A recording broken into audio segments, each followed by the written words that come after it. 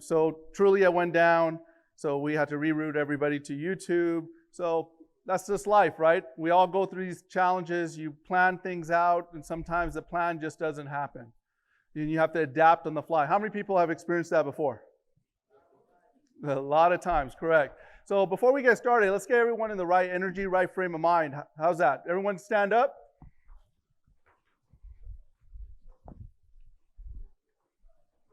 And before we get started, also, this is special for us doing this.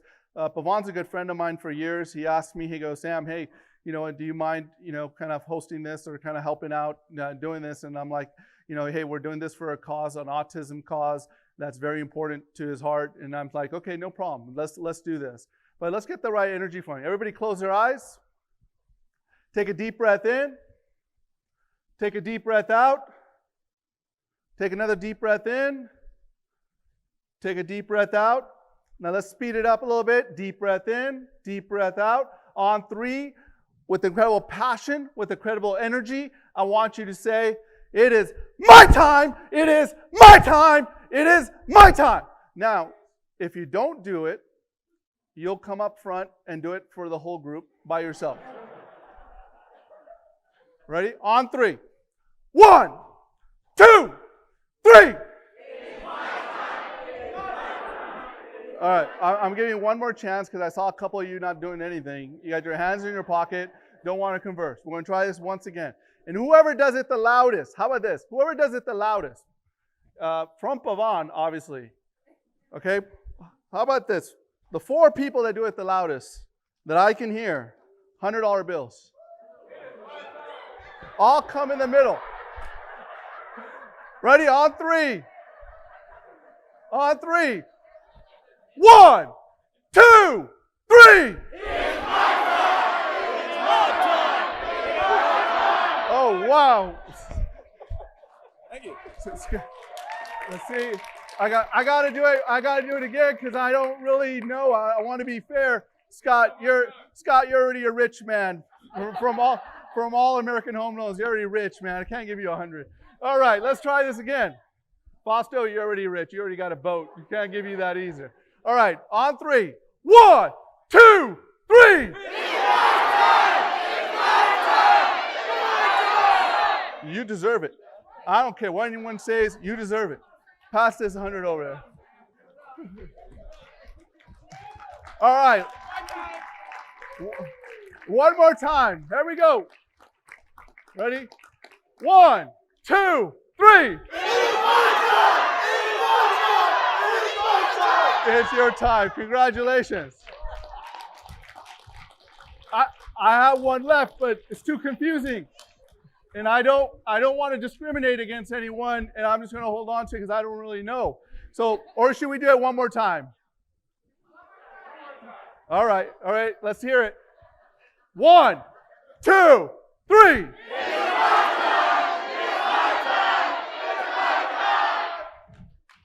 You win. All right.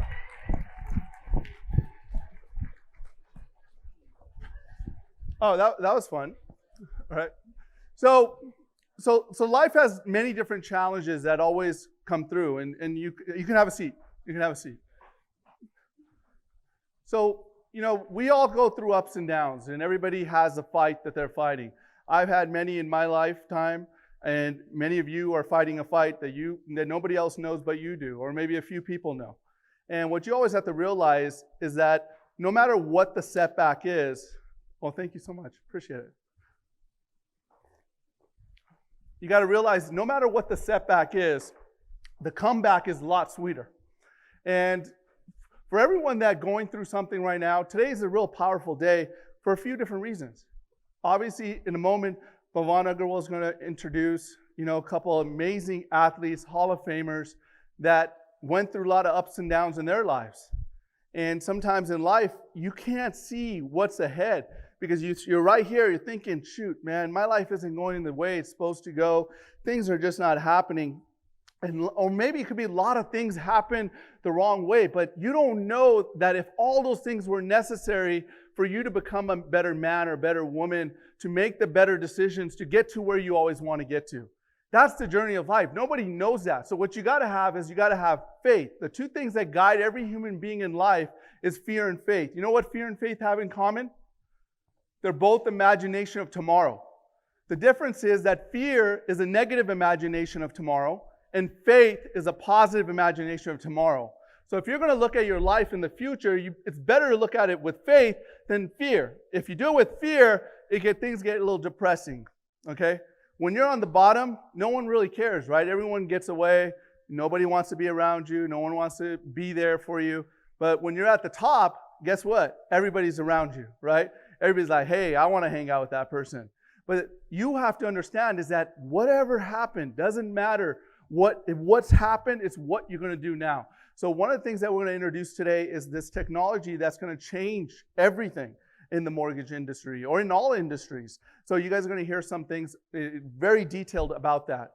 So without further ado, I want to introduce, this guy has done an amazing job, and he's going to start this we're going to do the Star Spangled Banner. Come on up. A round of applause for him, please.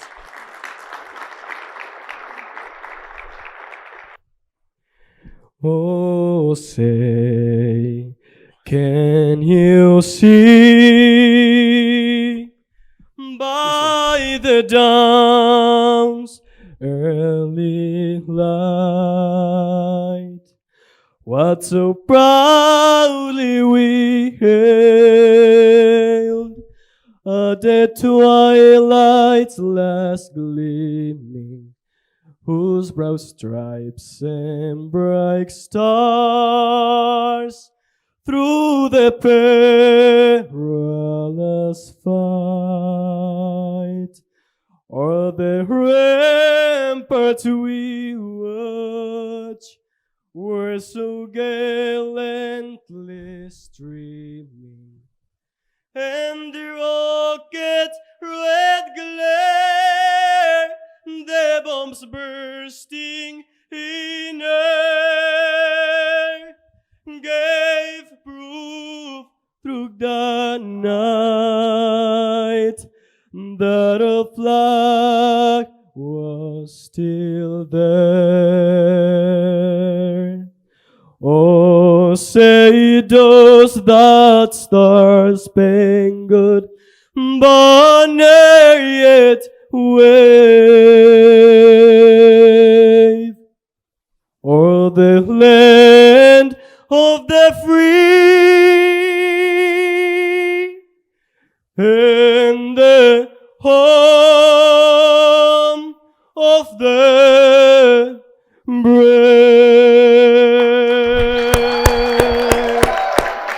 Wow, Alejandro Millan.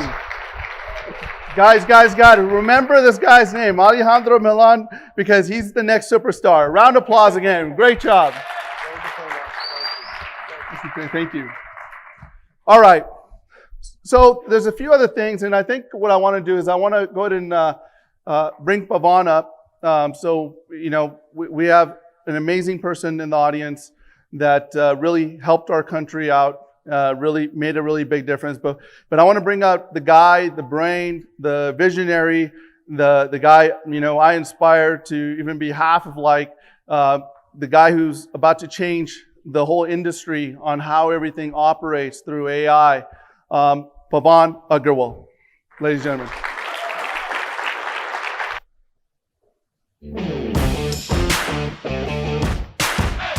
3 words which captures what makes us different. We get you. That describes our philosophy of mutual respect. We get you. That recognize and celebrate our differences. We get you. That keeps us focused on the important stuff. We get you. That moves us forward. We get you. That gives us freedom to fail without judgment. We get you. That furnish opportunities to all, and all are treated as elite. We get you. That have brought us together for 42 years. We get you. Through good times and bad, we get you. We keep our commitments. We get you. We keep our promises. We get you. We make it easy for loan officers and customers. We get you. We support each other. We get you. We speak your language. We get you. These words are why our tech solves human problems. We get you. These words are our faith in the technology that comes from our faith in people. We get you. These words make empathetic technology. We get you. These words created Morgan. We get you. An investment in compassion and acceptance has infinite returns. We get you. Because true success comes from within. We get you. Because it creates limitless potential. We get you. Because it is fair lending. We get you. Because you love your home.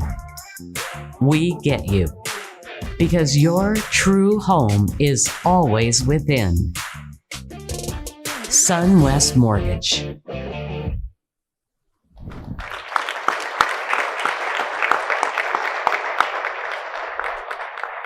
So with that said, I would be honored to have my good friend and the SunWest spokesperson, who's been our spokesperson for over 10 years now, Yvonne Pudge Rodriguez, Hall of Famer.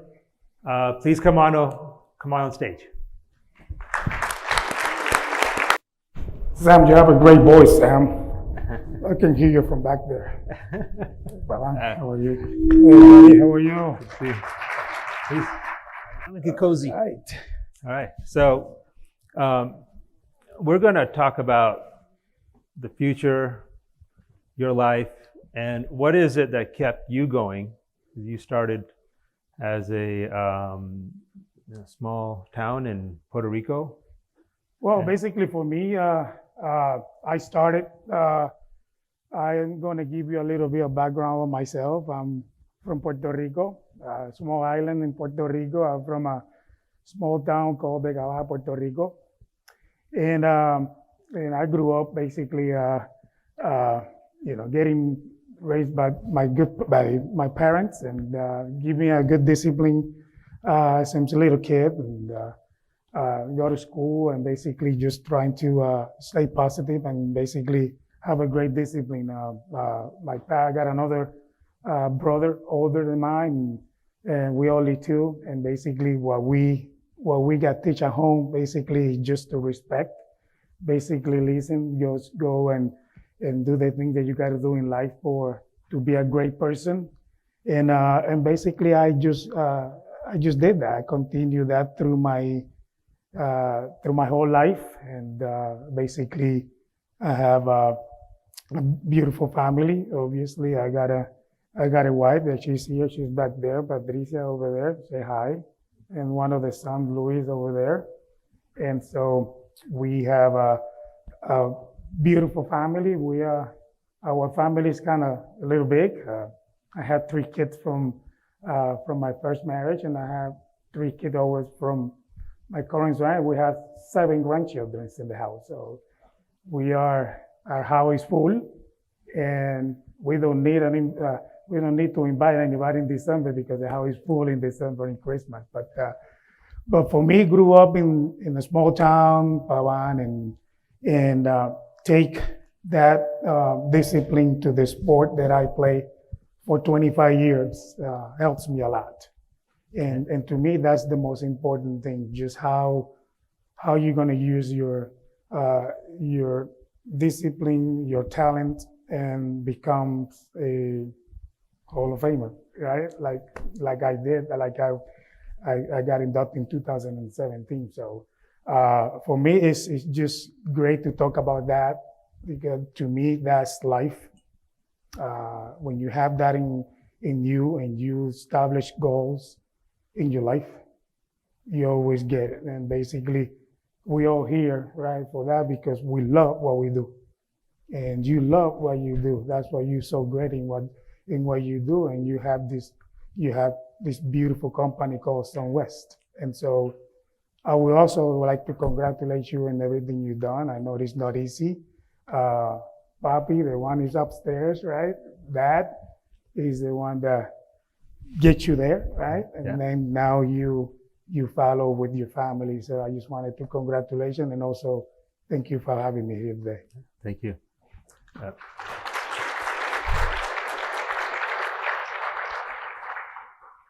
So, Pudge, at SunWest, we say your true home is always within. And to me, what that means to me is we all have magic inside us that drives us forward. Right? How do you tap into your magic? And when things are gone the worst, how do you tap into that and get you to move forward? Well, moving forward, you just stay positive. Always like you and I, we talk. Obviously, when you're the best in what you do, you always wanted to continue to work hard and make it happen. Basically, that was what I did in my career. I did have a lot of obstacles in my career, especially as a Latino, as a Latin person. Obviously, the language was the most difficult part of me to learn.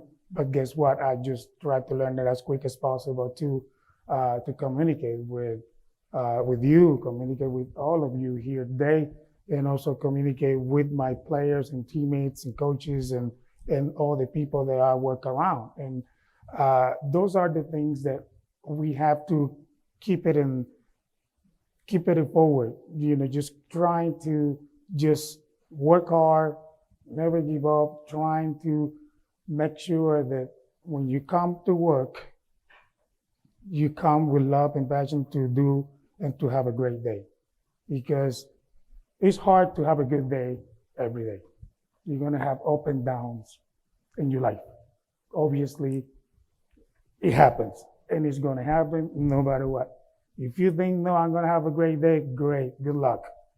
Good luck, because sometimes you're gonna have good ones and you're not gonna have good ones. But you learn from the good ones, but also you learn from the bad ones. How are you gonna learn from the bad ones? Keep working hard. Keep doing the things that you wanted to do and never give up. You just concentrate and make sure you stay there and be positive. Just if you have a good day, perfect. If you have a bad day, great too, because I'll learn from it. And that was me. Okay, because baseball, if you think about baseball, I mean, I'm talking baseball because I was an athlete, obviously, and now I'm using what I did in baseball for my business that I do today, is that you have to stay positive and you have to stay strong every single day, because nothing out there is easy, but you can get it done if you love and you put a lot of work and a lot of practice into it. That's my philosophy all the time. In baseball, I did that. In baseball, it's more failure than produce. Obviously, if you have, I'm going to give you like a very quick, simple math in baseball as an offensive player, right? Offensive player, you play 162 games. If you play every day, 4 at-bats. That give you 600 times to the plate.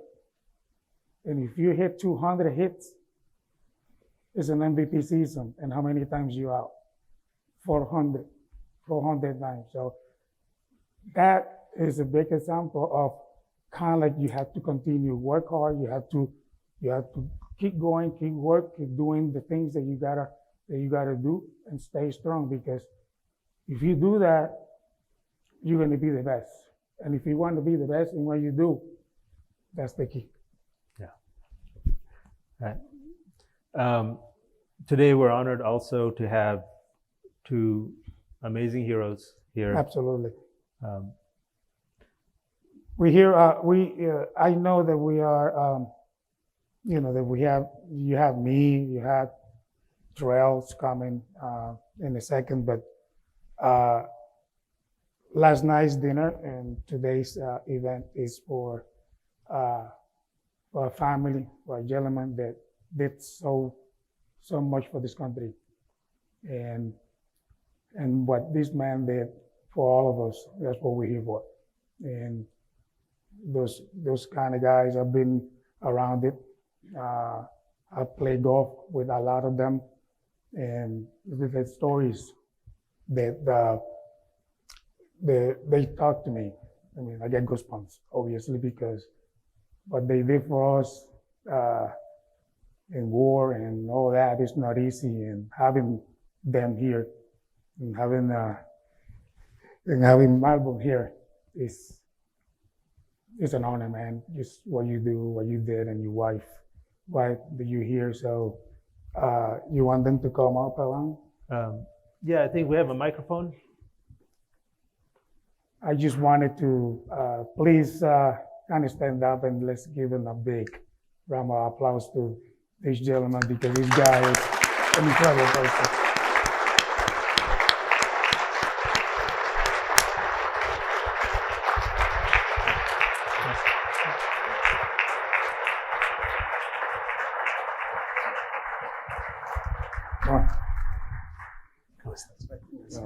That's unbelievable. Unbelievable.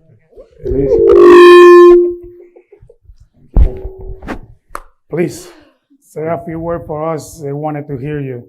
I know that we're here and Tio is here, but this is your. Morning, everybody. I'm Malvon, and this is my wife, Orlanda. Wasn't expecting this, but Sorry that I put you in this spot, but you deserve it. It's an honor to be here. Thanks to Pavan and Preeti.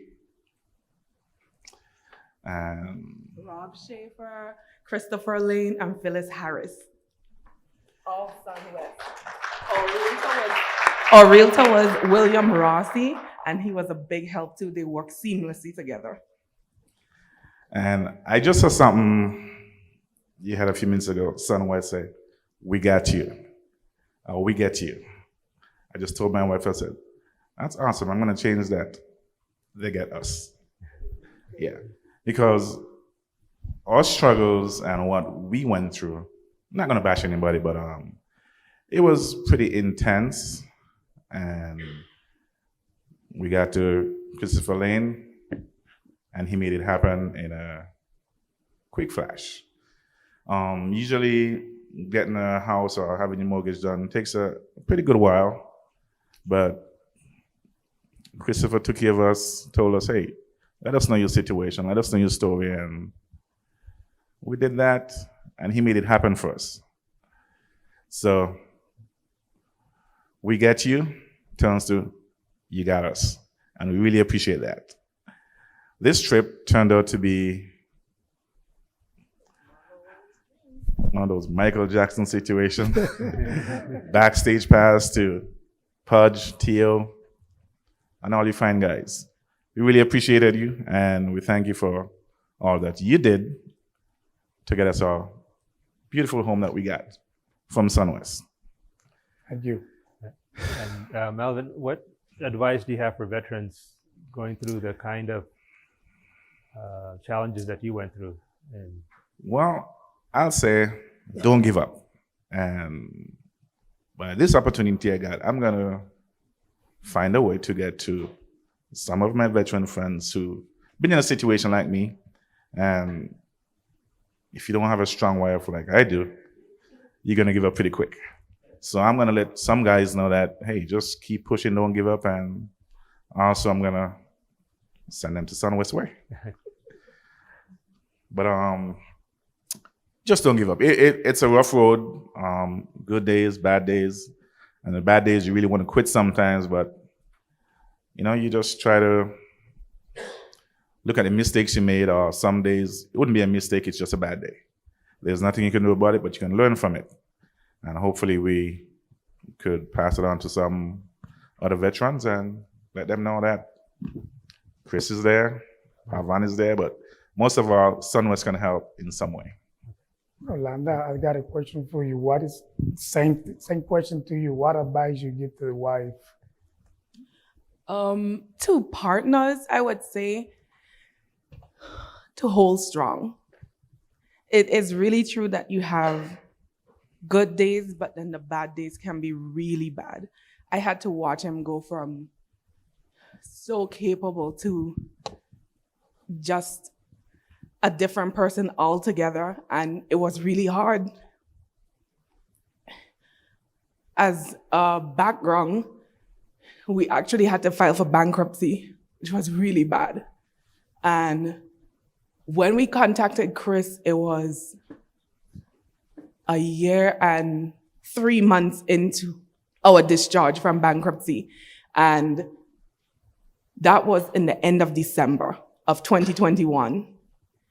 We moved into our house on March 16th of 2022. That's how fast SunWest worked. It was truly amazing. Along the way, there was a lot of dung. It was like the average he gave, that 2/3 of the way was dung. It felt like more than that for us. It's really unpredictable life. And this is really special to us, and specifically to me, because there had been people who helped along the way too, before we got to SunWest, and very rarely do we get to say thank you. But here we are, and we get to say thank you in person, and that is very special to me, because sometimes it makes such a difference to be able to meet the people who help you along the way. And we never imagined being in a house. I thought we would be waiting for 7 years down the line, hopefully, maybe. And 3 months is all it took for SunWest to get us into a home, into our mansion, because that's what it is. That's what we feel about it. And we're able to now have our family come and visit, and we're able to make new friends, and we have place for them to be and to enjoy with us. And we're hoping that this message gets to veterans out there who are in similar struggles, or maybe even have it worse than we do. But as long as you keep fighting, you'll find the right person to help, because that's what happened. We went for years. We started this journey in 2012 when he was med boarded out of active duty and into National Guard. And we've been fighting with the VA from 2012, and we only got 100% disability in 2021, which is when we started to think about, okay, what do we need to do to possibly get into a home that we never expected to happen so soon. And that was almost, well, just about 10 years. 10 years, almost 10 years that it took for that to happen. So when we say it wasn't overnight, it definitely wasn't overnight. And the struggle still continues, because there's just still so much more that we're fighting for. And it just never ends. It's very sad to me, the way that veterans are treated in this country, but it makes me very happy to know that there's a company out there, at least one, that cares so much, that they go through so much to help, because we never expected this. Never.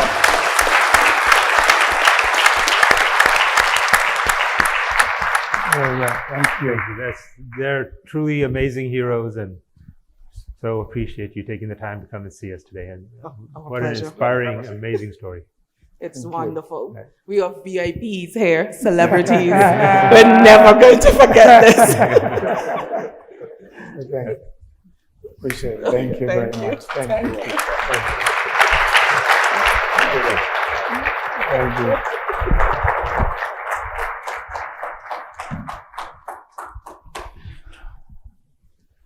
That's a great story. Well, that's why it's my 8th year with SunWest Company, and I'm just hoping that we can stay together for life.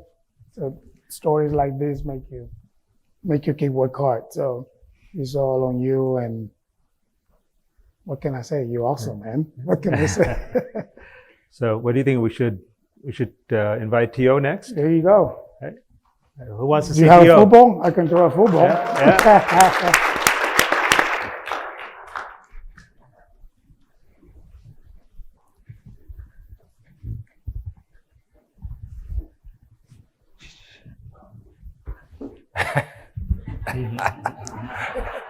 What's up, guys? How are you?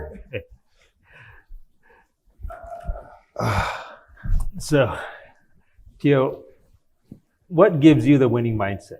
I mean, What gives me the winning mindset? I think it probably started, I guess, my grandmother raised me. I was born and raised in Alexander City, Alabama. But I think before, I knew really anything about myself as far as sports are concerned, because my grandmother, she didn't want me to play any sports. So it's my story is kind of unique in a sense. I was explaining this to Pudge yesterday or last night, is that I never knew or thought that I would play in the National Football League. I went to UT Chattanooga on a scholarship on the heels of someone else. And but my grandmother raised me, and she talked to me and instilled in me about faith. And faith is a belief in something that seems impossible. And I think, when you think about that and how everybody has a path and a journey, we're going to come in contact and encounter a lot of different obstacles that challenges us mentally. But for me, it was just, I think, overall, that faith that she instilled in me, and then just my work ethic. okay. Great. So when you have ups and downs, when you have the downs, what do you focus on? How do you get past those downs and get back to an up? Just the work that I put in. You just have to believe in yourself. I think for me, I was born with something really inside of me that refuses to be average. And I don't know what that is, but I'm grateful for it. But when you think about anybody's career, their profession, there has to be work put into it to be successful. Things don't just happen. There's a lot of, we think about Hall of Famers, you think about athletes, you think about every sport. There's a lot of good athletes, but there aren't a whole lot of great athletes. And what separates those good ones from the great ones? For me, I always talk about desire, dedication, and discipline. Everybody in this room has a desire to be or do something in life. Whatever that profession may be, they may have a mentor or someone that sets the standard or the bar in which they're trying to accomplish. But in order to accomplish that, you got to dedicate yourself and you got to have discipline. And discipline is that really key element because, like I said, there's a lot of good athletes, you know what I mean? But there aren't a lot of great ones. And you think about some of the greats in every sport, what makes them great? It's that discipline. And discipline is that bridge between good and great. Would you agree, Pudge? I agree 100%. Well, when you saying the discipline for us as an athlete, when you separate we all professional, we all good, but also at the same time, obviously there's others, that just succeed more than others. And I think that's what Theo says, the discipline comes in place at that time. Is how much you care about winning, and how much you care about your team, and how much you care about that moment that you play. In our sport, obviously, we see that all the time. We see players that we don't see the effort that we put on. And sometimes we go and sit down and say, hey, I need more effort from you, because we all doing it. And that's the difference about winner and just show up. If you want to be a Hall of Famer, that's the discipline of go out there and just be the best and always stay the best. Even, like I said before, even if you have a bad game or a good game, you still work hard and you still play the game hard into the last minute, into the last pass, in my case, into out number 27 or into the 9th inning when the game is over. So that's how you separate the good players, the players that play a great career than other ones. Right. So I have a question for both of you. What where do you see your limitless potential, your infinite magic that's within you? Where do you see that taking you? I think it can take you as far as your mind or your body wants to take you. I think now, I mean, for me, I know I can probably still play right now. And I think I heard Pudge say it, is this, for me, I didn't know at an early age that I was going to play football. Growing up in the South, you know, kids play all types of sports. You know, I played basketball, I ran track, I played baseball, and I played football. And so I really had no idea, when you talk about limitless opportunities, I never knew what I was gonna ultimately become. I could have became a basketball player, you know, maybe I could have become a baseball player had I really applied myself. But for me, it's about loving what you do and doing what you love. And so I became competitive. I fell in love with the process, especially leaving college, playing in the pros. I ended up acquiring a trainer after my third year in the league. And he taught me a lot of things about myself, being knowledgeable about nutrition. Obviously, to play a sport, he played for 25 years. There's a lot of work. There's a lot of details. There's a lot of small intricacies of his craft and my craft that we have to really pay a lot of attention and detail to in order to become the best. So those things for me, I used to become, you know, the athlete that I became, to play with some of the greatest athletes in the world. Like I said, it's sometimes it's mind-boggling to think where I came from and where I am now. But there was a lot of work that was put into that, and so I don't take it, you know, lightly. Like for now, like I said, I know I probably can still play. It's just me having to have that consistency and wanting to keep pushing, put one foot in front of the other, and understanding there are going to be struggles.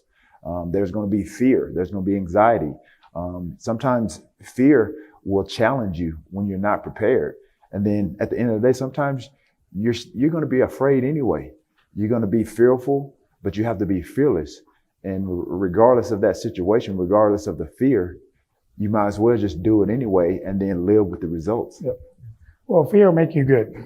Fear make you a great athlete or great or in anything. It's a fight or flight type of This is my opinion. So I think Theo and I, we have a lot in common, obviously. I'm thinking the same way than him. I probably could have played more, but you know, when you play 25 years, I think that's enough. You know, it's just too much. And you know, right now, you know, obviously, physically, I feel great, but the problem is when I face a picture, I might probably see 3 baseball comes to me because my eyes are not the same. But no, I think that's Theo said it all. As us as an athlete, basically, we have those feelings as everybody else, obviously, but those things, you can put it in your ability to become a great player, and those things helps you a lot. Well, I know after baseball, you've done really well in golf. Yeah. I'm going to play at 2:00 today. Yeah. Will we see you on the tour anytime soon? Me? Well, I'm not saying probably the tour, but I play competitive. I'm going to have 2 tournaments coming up. The one in New York coming up next week, and we always play one. He's very famous for. We call the American Century. That's in Lake Tahoe. So that's next week. So I love to compete. Yeah. I love to play golf, compete, and still hitting the ball to the right. But as long as I can find it, I'm fine. Right. Are we going to see Pudge in the Golf Hall of Fame? Me? No. One is enough. How about you, Theo? What other, now that you've retired from football, are you heading on to something else? I have other passions, which is probably surprising to a lot of people. Obviously, my friends, they know, but I love home decor. HGTV is one of my favorite channels. Honestly, it's one of the first 2 channels. Yeah. So I like home decor. I like fashion. I just established a clothing line. It's called Prototype 81. And people were like, well, why the name Prototype? And so when I came up with that idea, but obviously creativity is part of, it's in my DNA because of all the creative touchdown dances that I had throughout the course of my career. But And plus, he has the body for it. that helps too, prototypical. And so that goes into what I'm about to say. So when I came out of college, and obviously they're evaluating, they're scouting you. And so I kept hearing the word prototype, just like he has a prototypical type of body. At that time, around, I guess, late 90s, going into the National Football League, they had some of the, bigger receivers. I think I was at the beginning phase and trend of big receivers. You talk about Michael Irvin, Jerry Rice, Herman Moore. Mm-hmm. These are, Jake Reed. These are tall receivers. And so I kind of fit that mold. And so obviously with my clothing line, I started to be creative. I'm like, what can I do with this line? How can I make it attractive? And the word prototype, the definition is the basis on which something is made or formed. And so obviously, like I said, I'm here telling you about my story, how I got to the National Football League, obviously small town, went to school, Chattanooga. I played 2 sports in Chattanooga, played football and basketball. Didn't know I was going to get drafted. I played 3 years of basketball. My last year playing basketball, the school they was like, why are you going to risk, playing basketball and, you may risk and get hurt and not, mess up your chances of playing the National Football League. But again, me being oblivious to, the potential that I had and what people saw in me, I'm like, well, I love basketball. My passion is basketball. So I was like, if I make it, I make it. If I don't, I don't. So I played anyway. And so I came up with the name Prototype 81. And so, like I said, the definition of prototype is the basis on which something is made or formed. And I look at my career and I reflected back on it. And I'm like, man, I never thought I was going to be here, but I'm here anyway. And so obviously with, fashion, my mom grew up, I grew up and my mom, she worked a number of jobs. She made our clothes when we were younger. So I think fashion was sort of in my DNA. Obviously 81 is obviously synonymous with my football number that I played with. And so that's how I came up with the name. And so I'm into a little bit of fashion.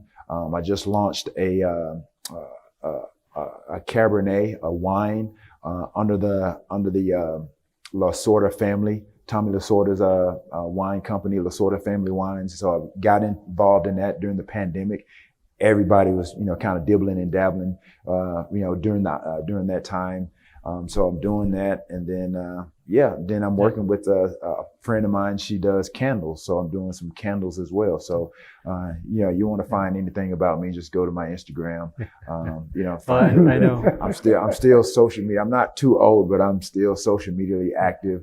I love fan engagement, and just using, kind of what, the National Football League has afforded me to do a number of things that I'm doing now from an entrepreneurial standpoint. Right. And I know that that you also give back. Both of you give back tremendously. Absolutely. My grandmother passed of Alzheimer's in 2012. And so I do a lot of things with Alzheimer's, do a lot of things. Obviously, I love kids, working an ambassador right now for the Boys and Girls Club of America. So anytime that I can, lend my hand, my likeness to either one of those, then I make myself available. Yeah. Well, I use golf for charity, obviously, and I do 2 tournaments a year, and basically we raise the money actually for my wife foundation that she is involved called Posada Moises, and we do an event obviously in Dominican and one in Colombia, and all the money that we raise goes to the foundation. So we helping the poor kids that left on the street. So we bring it into our home and we take care of them. Yeah, that's wonderful.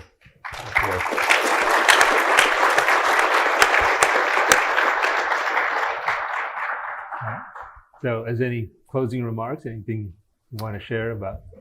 Well, no, for me, obviously, I just want to say thank you for having us here today. I want to wish you always, like I always tell you, all the best for you and all the best for all of you. All the success. Good luck to all of you. Keep work hard, love what you do, and make sure that everything coming forward in all of you guys' life is for the good. So God bless and have a great day. Yeah, I think the same. Yeah, I would echo those same words.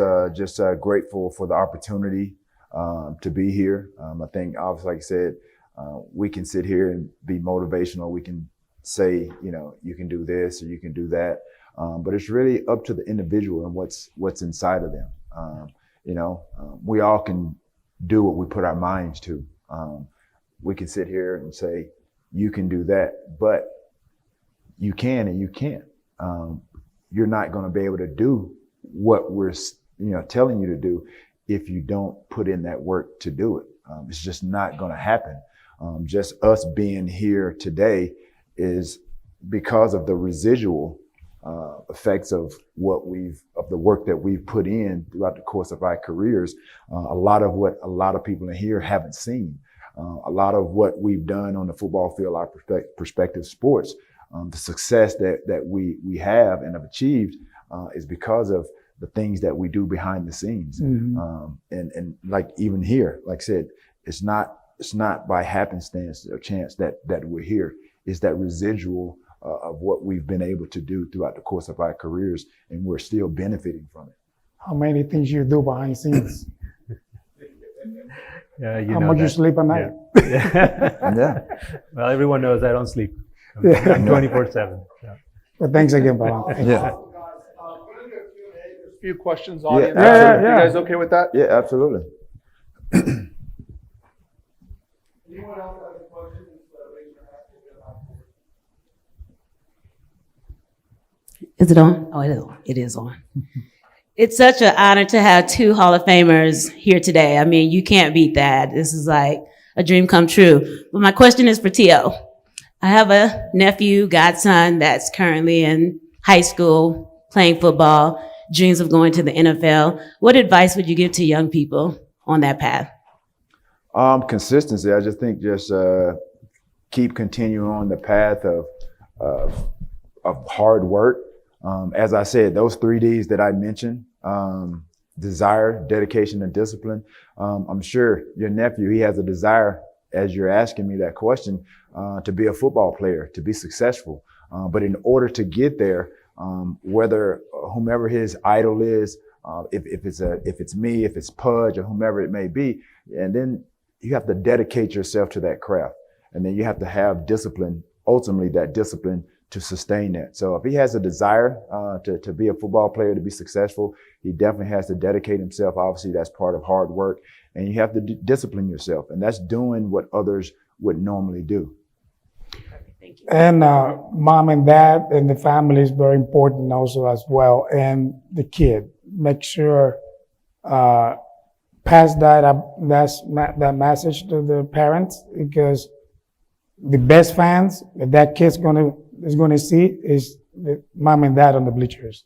So they're a big part of it, and they're very important. Thank you. Anyone else with the question? Not everybody raised at one time.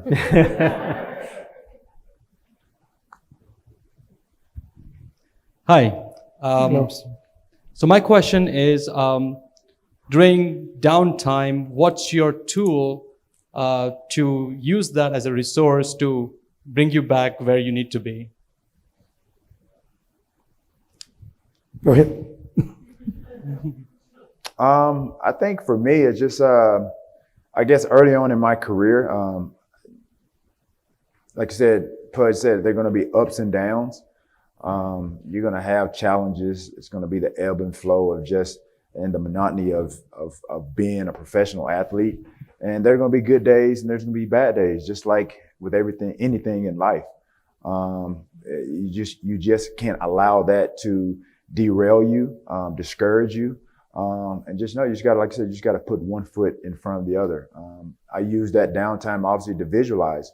During, I think a lot of downtime for a season for me after the season, we have what we call off season, depending on how far you go into the playoffs. And so fortunately for me, I was on a few franchises that, we were able to really compete in the playoffs every year. One year, I ended up getting to play in the Super Bowl. Out of a 15-year career, I only had one time in the Super Bowl. Everybody's not as fortunate as number 12, Tom Brady, to reach, the Super Bowl a number of times. But for me, I used that downtime to really reassess and reflect on what I could have done better. And I think we all have to do that, with our lives. And so for me, being an athlete, I use that downtime to figure out, not necessarily harp on or really my strengths and not necessarily my weaknesses, but things that I can improve on. What can make me a better player, a better person, better teammate, better leader. Those are some of the things, like you said, you have to inwardly reflect about yourself during that downtime. Is to become a better person, a better athlete, or whatever it is that you're on your journey to be. Well, for me, I just said earlier, the downtimes you learn from it, right? And so you say earlier about how we prepare ourselves to be the best athlete when we play in front of 55,000 people. But there's a work for that. I mean, the work that we do before is as hard or even more than play the game. For us, one of the most difficult part in our career is the preparation that we have to do. For a 7:05 game, for example, myself, I show up every day at 12:30 p.m. to study and do the things that I got to do to give the best information to the pitcher or to my teammates for a 7:05 games. So if you think about that, it's a lot of work. It's not putting a uniform with spikes, grab a bat, and hit a ball and put it fair. Now, there's a lot of work that we have to put on to be the best. And basically that's the good part about our discipline. And basically our job is all year long. I mean, we have I have a 4.5 months off.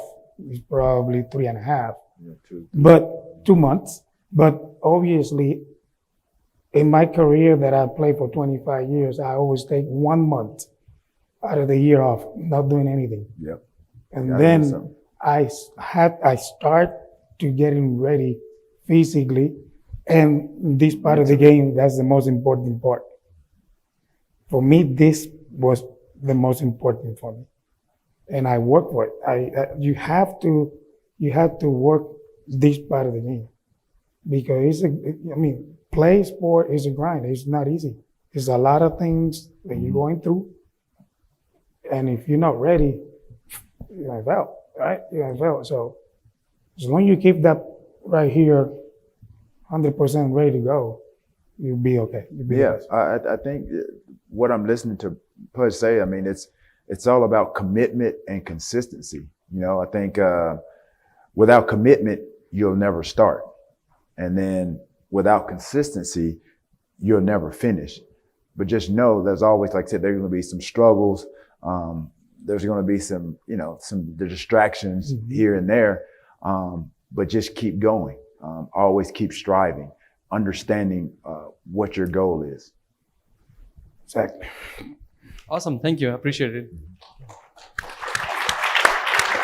We have another question here. Hey guys, quick question. Have any of your children wanted to follow in your footsteps? Do any of them play your sport? Yes. My oldest son is 30 years old.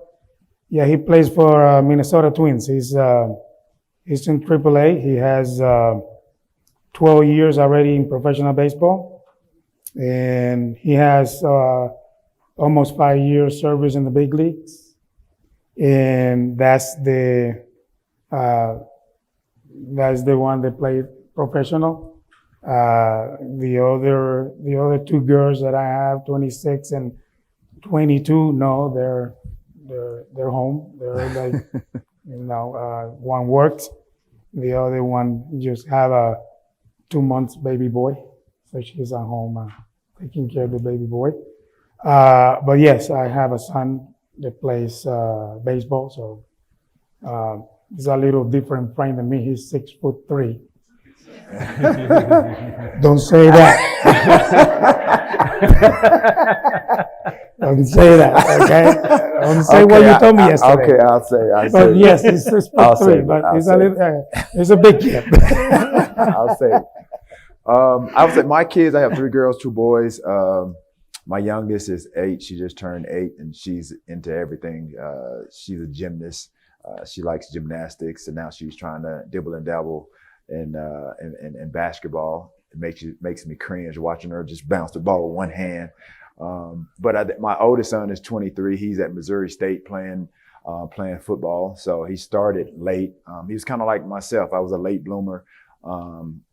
He wanted to be a basketball player, and then his friends, was playing football. So he started in his 11th grade year. So his last couple of years played football. But he has potential. And I think that's where you start, with potential. And that potential is really not said to contain you, but it's really to kind of, ignite, provoke, and kind of, unleash what's inside of you. But my daughter, my high school daughter, she just graduated high school. She plays volleyball, just finished club. She's just got a full scholarship to Prairie View. So she'll be playing volleyball, going into the fall. Other kids, like I said, one of my daughters, she's just super smart. She's a girly girl, no sports. My other son, he's into tennis, IMG Academy, tennis player, and now he's dabbling into basketball as well. So never really forced my kids into doing anything. I think it's just kind of like you just let them, do what they want to do, what they fall in love with, and what they gravitate to and towards. I think us as parents, we just have to support them with whatever they want to do. And I think the most important thing is just being there for them. Like I said, I didn't have a dad growing up to really support me. When you talk about being in the stands and things of that nature, I never saw that. But I made it a point, obviously, to support my kids with what they have going on.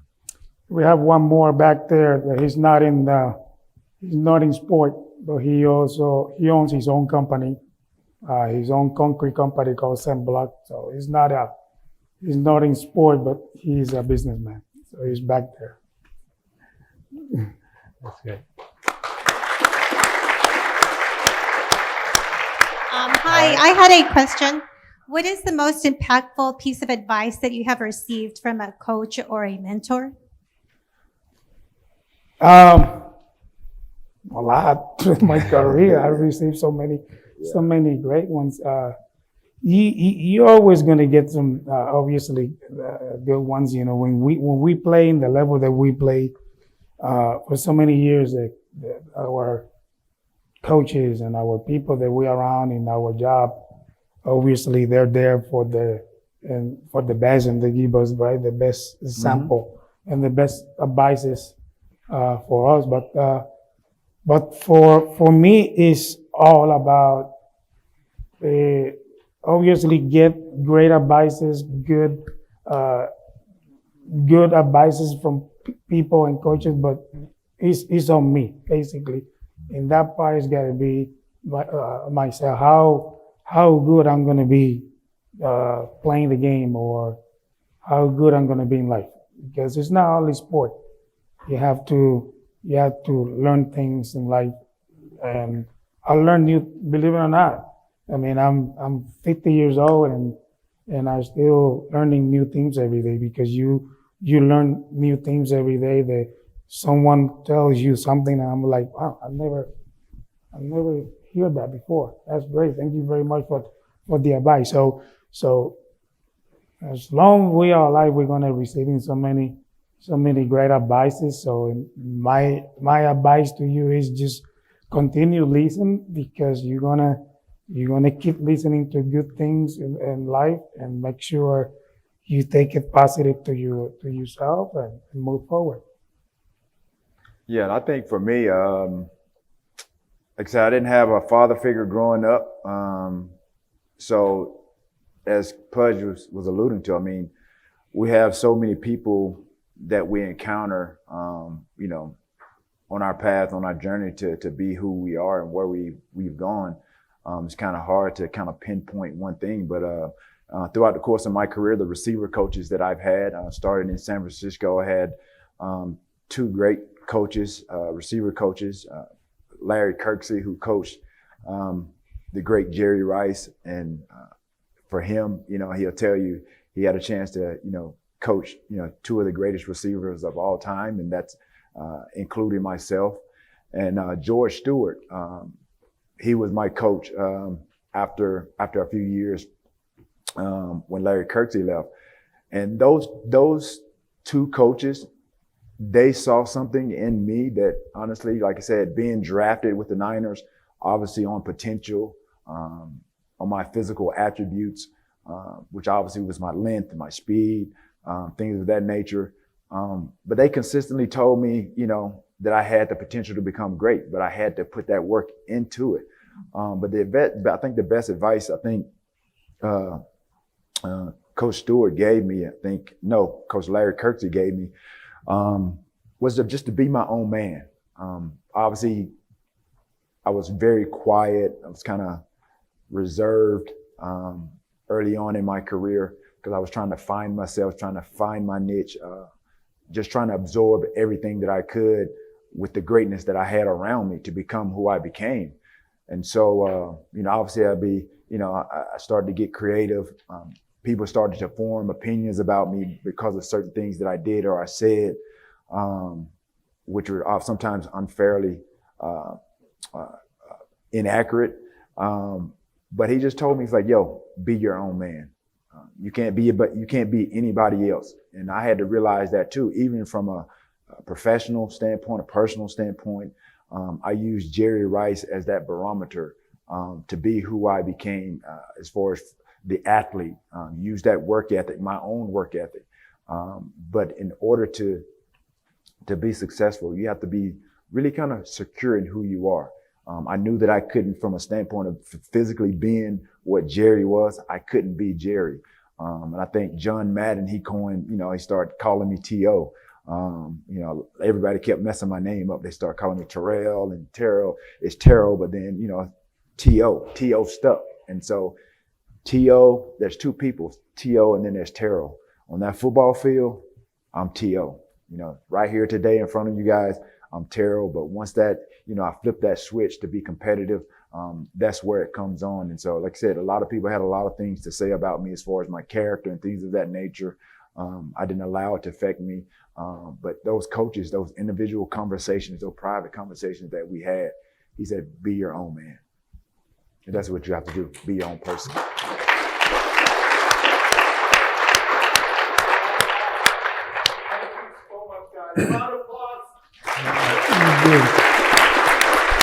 That's it? No question? I think I got a couple more questions in the back, unless you're trying to get to the golf course. I appreciate you. I'm going to make it the best one, too. I appreciate you. I came all the way from Denver, Colorado. I just wanted to thank all you three gentlemen for all the knowledge and wisdom. I greatly appreciate it. I have a comment and a question.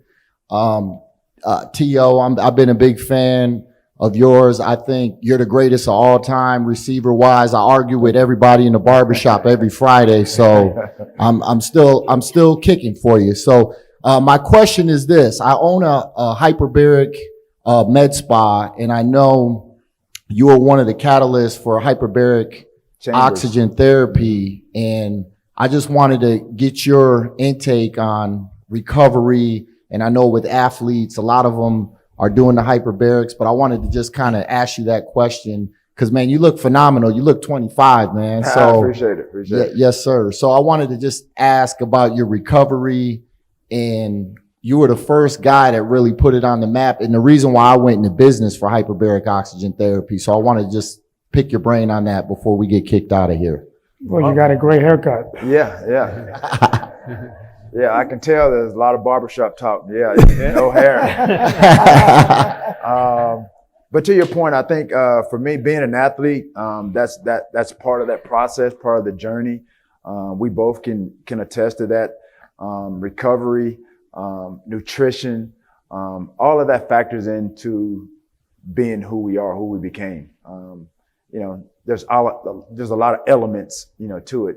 Everyone in here that's doing something, there's elements to what makes you successful or going to be successful. And I just happen to be blessed with a lot of people that I came in contact with that steered me in the right direction in order to be successful. It's just not always about talent. Obviously with every sport, there's the wear and tear. What do? You have to recover. You have to do the necessary things. You have to take care of your body to have longevity. You can't play 25 years in the major leagues without taking care of your body, doing the necessary things to sustain that. Myself, playing the position that I played, wide receiver, I played 15 years. The average for any player in the National Football League is 2 to 3 years. So for me, obviously, like I said, I wanted to be the best that I could be. And I think you think about some of the greatest that have ever done it. Look at what LeBron James is doing. It's an investment into what you want to do. Myself, understanding, becoming knowledgeable about hyperbaric, the chamber, what it does for you, your recovery. To be an athlete, to perform at the highest level, to optimize your performance, you have to take care of your body. And the hyperbaric chamber was one of those elements that I used to do that. Obviously, like I said, I didn't drink during the course of the season. My trainer told me what the effects of alcohol, what it did to your body. Not only is it not just good for you, but alcohol dehydrates you.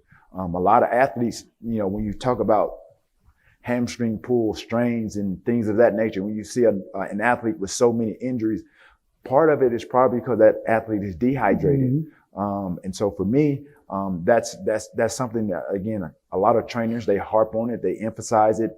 But you have to believe that, hydration is key. Your body is made up of 70+% water or what have you. So you have to maintain those elements of things that's going to have you optimize and perform at the highest level. So that's what I did. And I was just fortunate to become knowledgeable. And then the information that they gave me, I applied it. It had to be applicable to my routine every summer, every off season, to become the best that I could be. So like you said, hyperbaric chamber, obviously it was just one of those elements to me to become, one of the greatest of all time.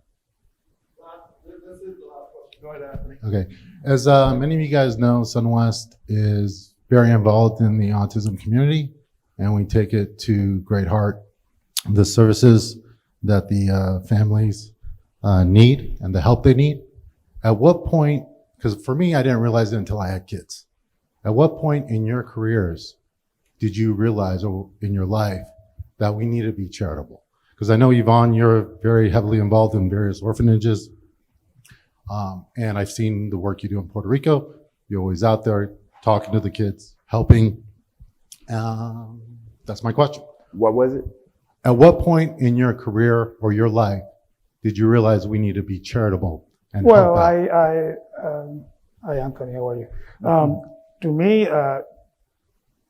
I've been doing it for a long, long time. Obviously, I start at very early age in my professional career.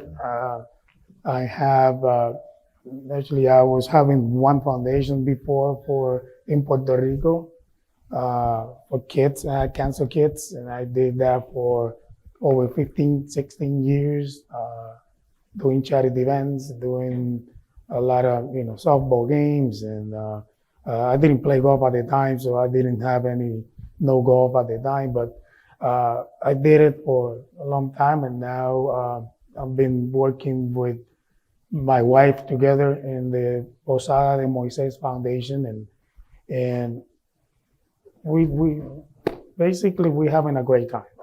Everything that I do, I'm not doing it because I have to. It comes from my heart. And when everything comes from your heart and you wanted to do it, everything comes out great. And it doesn't matter if it's 1 penny or $1,000, $10,000 we raise. That to me is a blessing, just to be able to help these kids, or to help anyone, or to help people. For us, we are a big example of, we have to give back. And basically the reason that I do it is because I love it.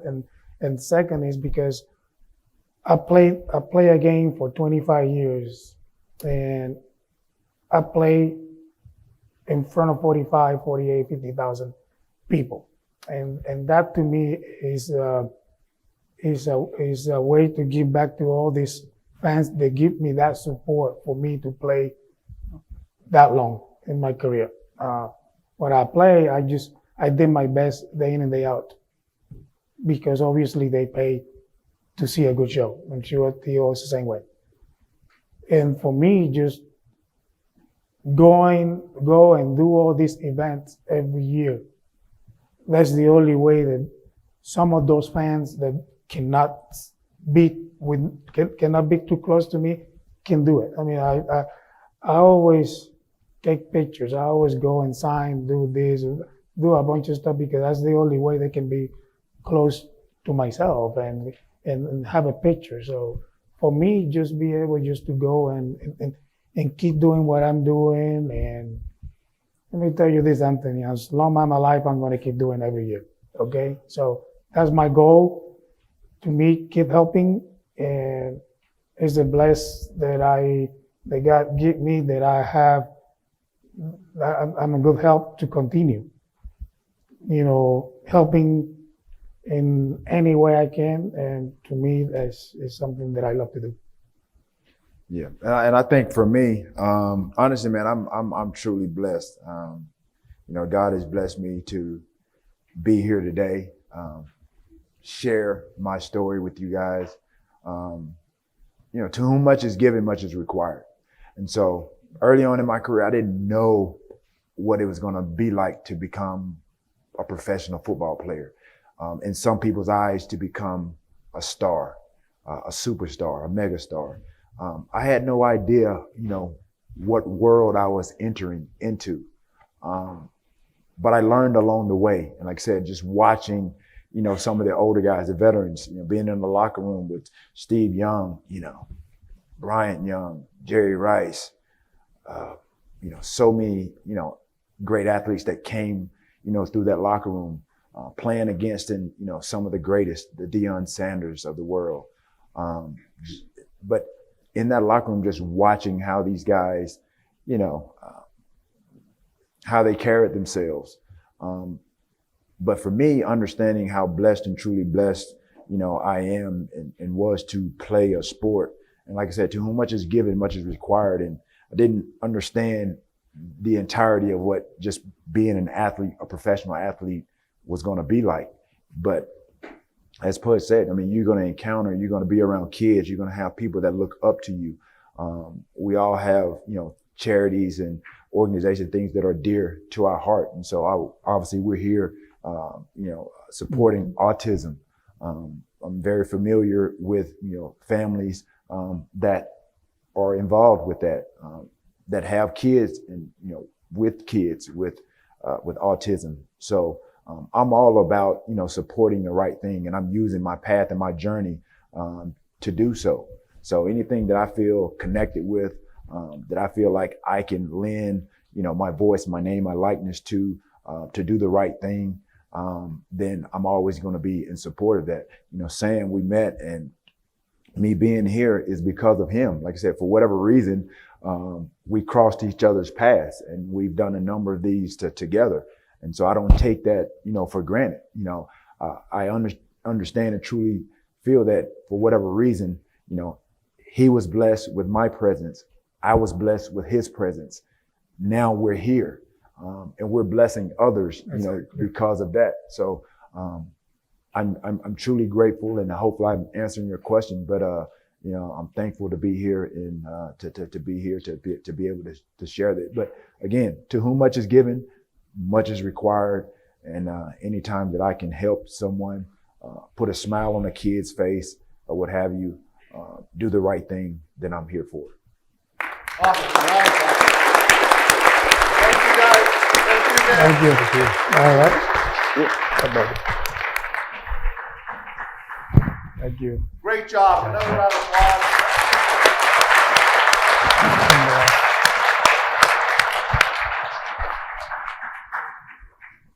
All right, so as they walk out,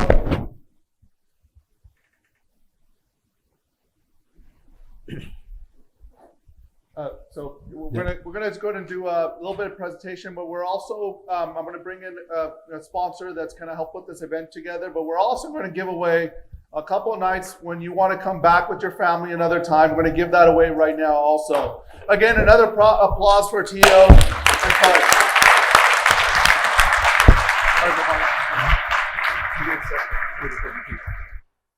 So what we're going to do is we're going to have lunch coming up around 12. We're going to have the Morgan presentation coming up right now. So right now what I want to do is just, how many people know Dalene? Dalene, you want to come up and say just a couple of words?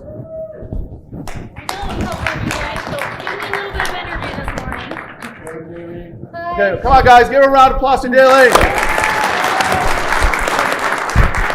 Good morning. I didn't plan on coming up and speaking, so forgive me, I am a little bit nervous, so bear with me, or I would have had like 17 shots before I got up here. I've known Sam, 15 years, but I haven't heard your name in like 10 years. So I get this text message that he's holding an event, and I said, what do I got to do to be part of it? Because anything Sam's been a part of has always been incredible. So first and foremost, thank you. Second is I want to talk about WFG. Does anybody know who WFG is? I need it a little bit louder. Do you know who WFG is? Okay. WFG is the 6th fastest growing title company in the country. Right now we're in 46 states. I want you to utilize your title rep. And that's what they do as far as when it comes to WFG. We're not donut, bagel, and coffee people. We're people that sit down with you, figure out how to market, create, cultivate, and create a marketing plan and hold you accountable. Also with that, being able to execute and you be successful. So with that, thank you guys. A round of applause for Dalene, guys. All right, so let's get energized. We're going to learn about Morgan very soon, coming up. All right, so everybody get up, stand up. All right, let's get that energy going. Once more, shake it off. Close your eyes. Let's do a little shake. All right, take a deep breath. And don't go to the restroom right now just because, don't worry, okay? All right, take another deep breath. Okay, this time I need 2 volunteers to come up front. Okay, come on up. All right, good. Come on stage. Okay, need 2 more volunteers? Look, they're all excited too. They're excited to be on stage. All right, so first of all, thank you so much for coming up. A round of applause for the guts that these guys showed.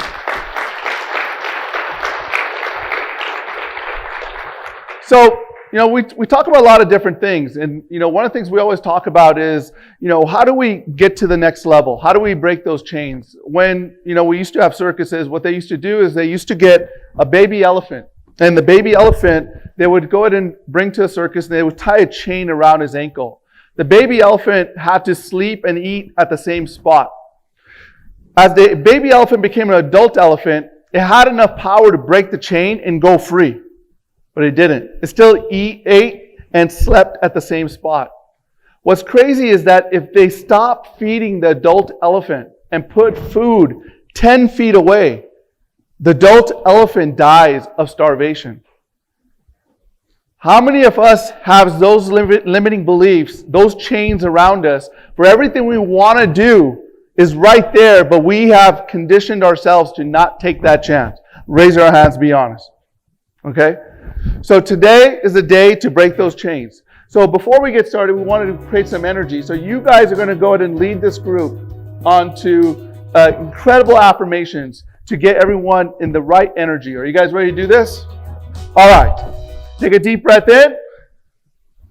You guys are the ones doing it. So close your eyes, please. Okay? Take a deep breath in. Take a deep breath out. Take a deep breath in. Take a deep breath out. On 3, with incredible passion, with incredible energy, this time I want you to say, I am the best, I am the best, I am the best. 1, 2, 3. I am the best, I am the best, I am the best. Was that good? No, that's good again. Okay? 1, 2, 3. I am the best, I am the best, I am the best. Okay, thank you. Great job. So, stay on stage. So the challenge is that why that's important to know I'm the best is that you have to be your biggest fan. If you don't believe in you, no one's going to believe it, and nobody else is going to believe in you. Does that make sense? Let's have a little bit of fun. Okay, rotate your feet counterclockwise. As you do that, make an 8 with your hand and don't let your feet change directions.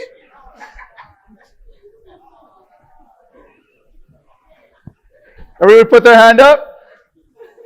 Up, down,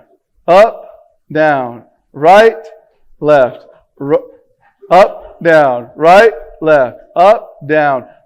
Make a circle with your fingers. Look at the circle. Put it on your chin. Chin, I said chin, guys, chin.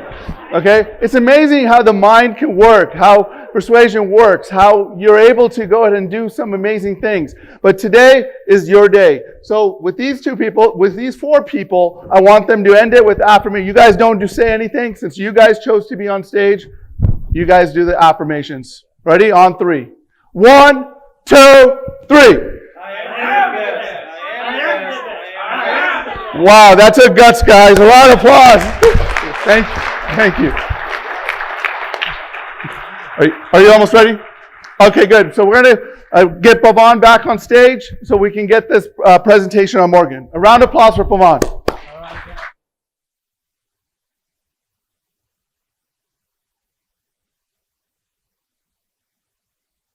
How's that? Okay, great. So today we're going to talk about something really exciting, which is really the next evolution in the mortgage and real estate industry. And we're going to start with blockchain. Blockchain and open ledger technology. Right. And a lot of you are thinking, well, that's crypto, right? Why are we talking about crypto, right? And y'all thinking, well, Bitcoin just fell from 60,000, 65,000 to 20,000, and maybe it's going to fall some more. And what is all this crypto stuff? So what I'm telling you is we're not talking crypto. I do not own even 1 Bitcoin. Right? I don't own Bitcoin. I don't own Ethereum and none of the coins. That's not what this is about. This isn't about doing mortgages by buying. It isn't about buying real estate with crypto. This is about blockchain. Right? This is the fundamental technology that makes crypto work, and we've figured out how to apply it to the real estate and lending industry in a way that no one else has ever done before. And we're going to show you how that works, and we're going to show you because of that, and none of this room is full of originators and realtors, we're going to show you that because of that, you can buy real estate with basically a few clicks. Okay? And with open ledger technology, you can buy real estate with a few clicks and connect all the parties together in a very simple process. So with that said, I'm going to bring on stage my loan officer, my home buyer, and my realtor. So that's going to be Ilena, Mackey, and Perla. So are they ready? I think they're getting wired up. There we go.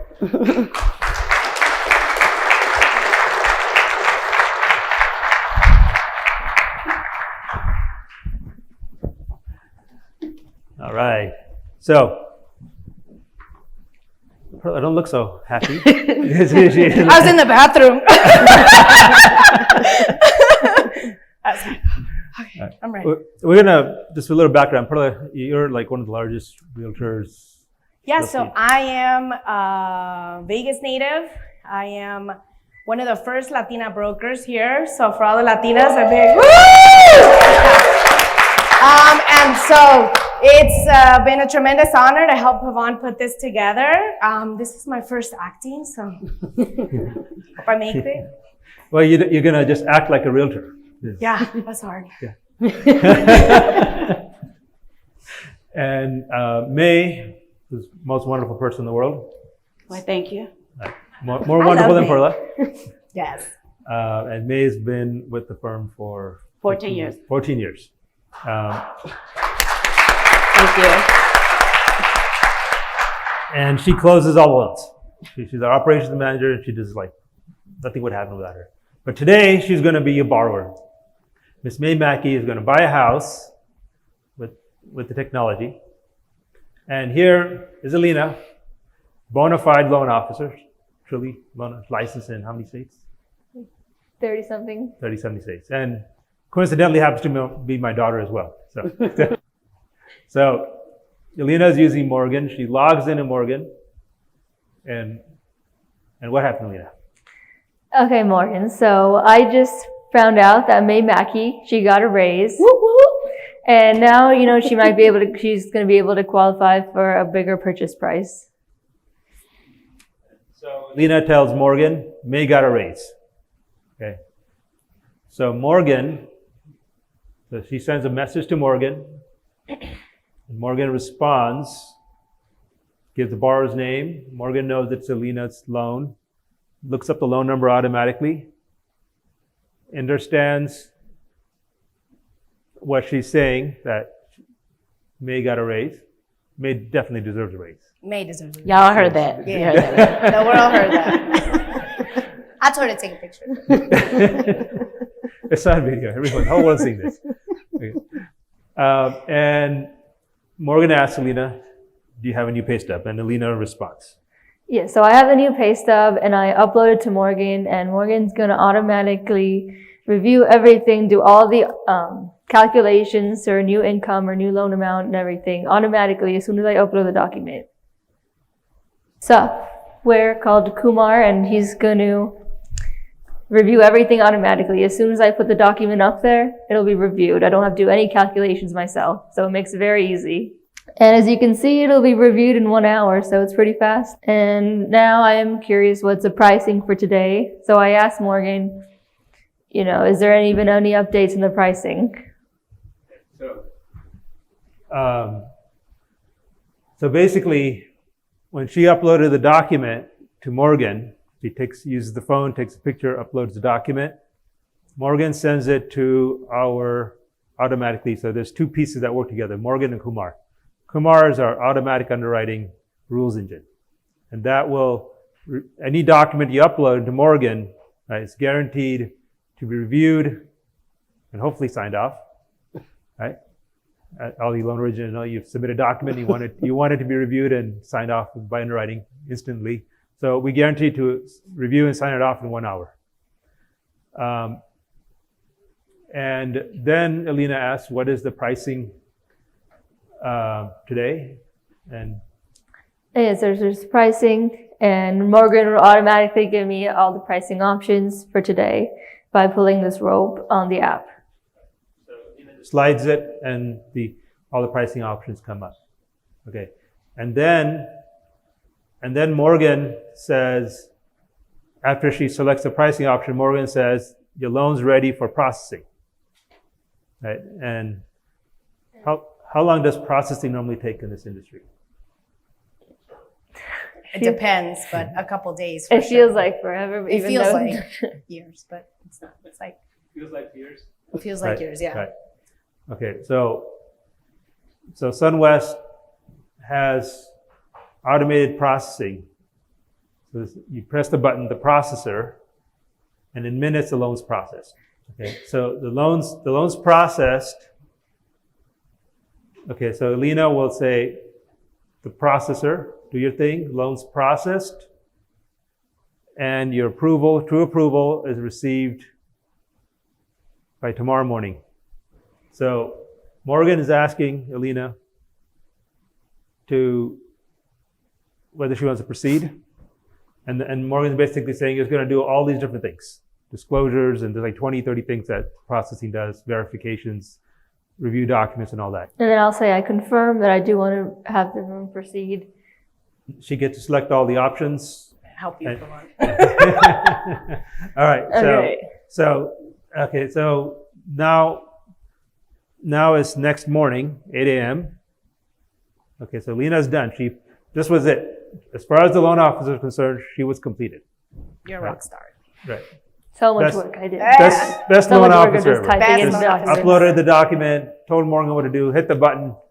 And now, next morning, May gets a text message from Morgan saying, you got a text message?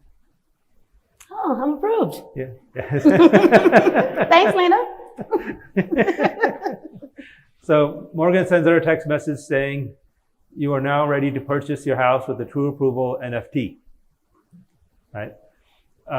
Conditionally guaranteed by SunWest. And what that means is you can make an offer. Right. The approval is so very important because with that approval, I can put sellers in a bidding war for my loan because there's no contingencies. It's just as good as cash buddy. And as you all know, the market is shifting to now be a buyer's market. I thought you were going to say something else. Huh? I thought you were going to say something else. You thought I was going to say what? The market is shifting. Shifting, yes. Yeah. All right. And it's a true approval NFT, a non-fungible token. And that's where we go into the blockchain open ledger. We'll talk about that a little later as to what that is and how that works and why that's different and is necessary in this process, right? So this is not, typically in the loan business, you get a pre-approval letter, right? Which really, we all know doesn't really mean anything. There's no guarantee on it, there's no commitment. But this is a commitment. For every true approval that SunWest has issued, we always came through. Every single one, funded on time, never backed out of a true approval. So it's guaranteed by SunWest. And by making an NFT and putting it in the blockchain, makes the process even more transparent and easier. Okay, let's go to the next one. Okay, so there's her NFT. Okay, and when she clicks on it, she can see her approval. All inside Morgan. And so she opens it. This is her NFT, comes up. And keep going. Okay. So she asked, so Morgan gave her the NFT, gave me a chance to look at her true approval and verify it. Okay. And now Morgan's asking May, can I add your loan officer to this conversation? And what do you say, May? Absolutely, yes. Yeah. Let's go.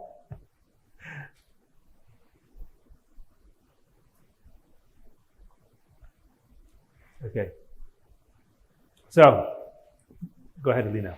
Yeah, so I say congratulations, May. You now have your true approval NFT. And what that means is you can shop around with confidence that, you already have the loan and that you can actually place sellers in a bidding war for your NFT, for your true approval NFT.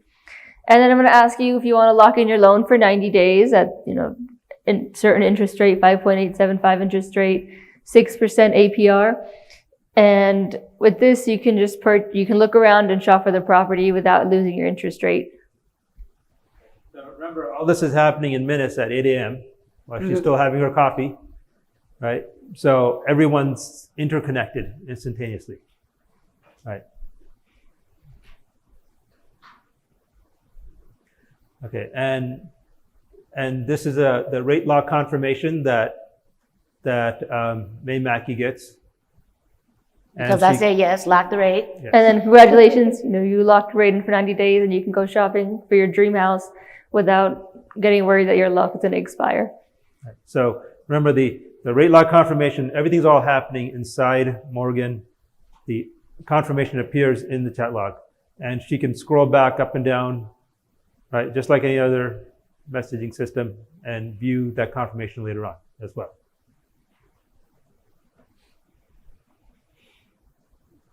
Okay. All right. So in between, now that she had a true pull NFT, then what did you do then? Then I went shopping for my dream home. Right. And I found one. And you found one. Maybe you found multiple. Maybe you like 3 or 4 homes. Right. Okay. But we're going to run you through a scenario where she found one specific home, right? And so then May goes back into Morgan. And what do you tell Morgan? That I want to buy this house at 123 Main Street with my true approval for $300,000. Okay. And then Morgan responds automatically, I requested your realtor, Perla. Yeah. Okay. And Morgan also notifies May. So what has happened at that point?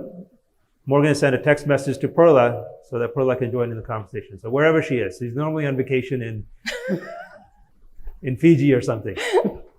But I get the text message, right? I On Fiji. work She's in everywhere. Fiji on vacation. On Canada skiing. Yeah. She gets a text message, and while May is like, I want this house, right? And Morgan is notifying May that the property that she's requested is also in Morgan's listing database. Right. And so then, you want to see the property, May? Yes, I would like to see the property. I will show you the property. Thank you. And then I'll But- make an offer. So go ahead, May. Click the. Click to view it. To view the click to view listing. it. There's a And beautiful then the property. property comes up right inside Morgan, all the information. You love the toilet, right? I'm going to move forward. Well, what do you normally ask? What would you normally tell a home buyer to convince them? I mean, well, in this case, that she found her property, most of the time it's going to be within their budget and, the location that they're looking for, right? This system is completely different from the way we even do real estate. And it took me about 2 meetings with Pavan to understand it. And I was like, break it down for me because I don't get it and break it down. But basically the system, after you submit an offer, you can submit multiple offers. You can actually do 2, 3 properties, contrary to how we do business right now. And what happens is that the NFT will go into contract with the listing that answers first. So if there's no way for you to go into multiple contracts with different properties because it'll automatically lock in when someone answers. So if I'm a listing agent and obviously this technology is starting to be used, I want to make sure I'm checking my email and I'm checking my messages, because otherwise I might not respond and someone else might respond to her offer and they'll go under contract with that offer. Right. So basically, because it's open ledger technology and everything's transparent, right? There's no way, right? Open ledger and blockchain means it's impossible to cheat it.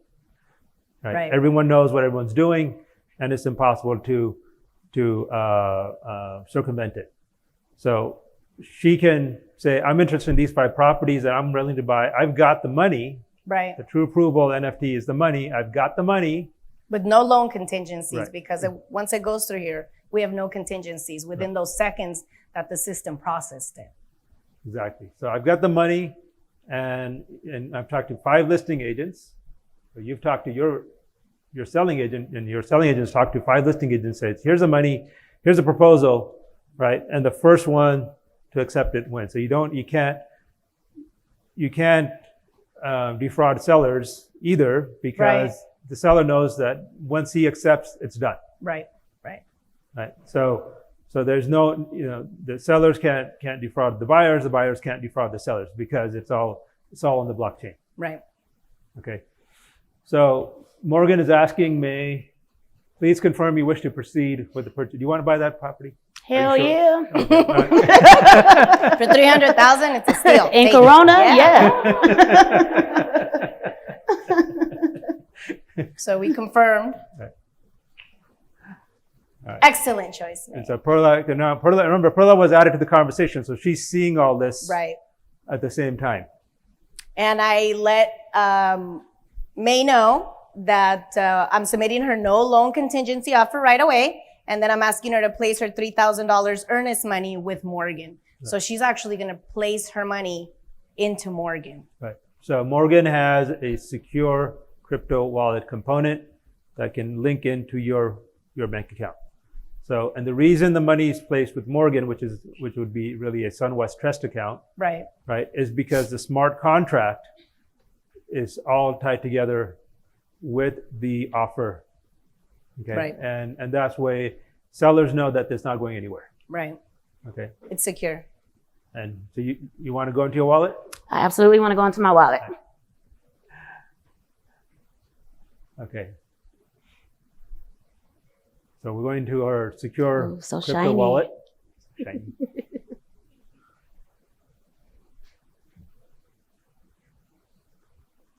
Okay, so Morgan welcomes May into her wallet. And again, it's all on the same screen. It just changes colors. It changes colors to black. So now she knows that she's in her secure area and no one else knows. So even though the conversation was going on with Ilena and Perla, when she's in her wallet, only May can see this, right? Okay, so what is Morgan saying here?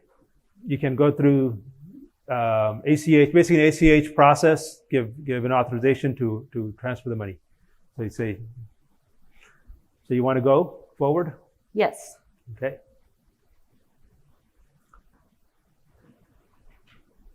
She says yes. Okay, and then the electronic funds, the e-sign from inside Morgan. So Morgan gives an e-sign document to the borrower. Are you going to sign? Yes, I'm going to sign. You can click sign? Yes. All right. She clicks sign. Are you sure? It's $3,000. It's going to come out of your bank account. I'm positive. I got a raise. Yeah, okay. I can afford it. It's all good. Okay. So Morgan's now saying, okay, you gotta sign. It's there. If she ever wants to go back and see the document, she can click that within the Morgan chat log. She's also received it in her email. So she knows she's given the authorization. Okay. Okay. Are you ready? I'm ready. Okay.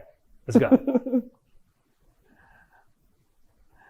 Okay. So she enters the account number. So pause here for a minute. And this is interesting. If you look at, I'm going to geek out for a minute. I'm going to go into the tech stuff a little bit. So at the bottom of the screen, you see where, and this where the furniture is kind of covering it up, so I'm going over here. You see where it's asking her for the information. Can you please enter the routing number? Okay. And we put a lot of effort into this design and the approach. This is a very different way to design a user interface. And the whole thing about Morgan, the whole thing about the technology is empathetic. It's supposed to make you relaxed. It's supposed to help you relax. It's supposed to get things done smoothly and help you relax. So we look like around the world for inspiration. And we looked at ancient Tibetan manuscripts and how they were written, right? And we figured, the ultimate place where you could come to peace and be Zen is Tibet. And so that user interface was inspired by how ancient Tibetan manuscripts were kept in wooden scrolls. So she just answers the questions one at a time in the wooden scrolls.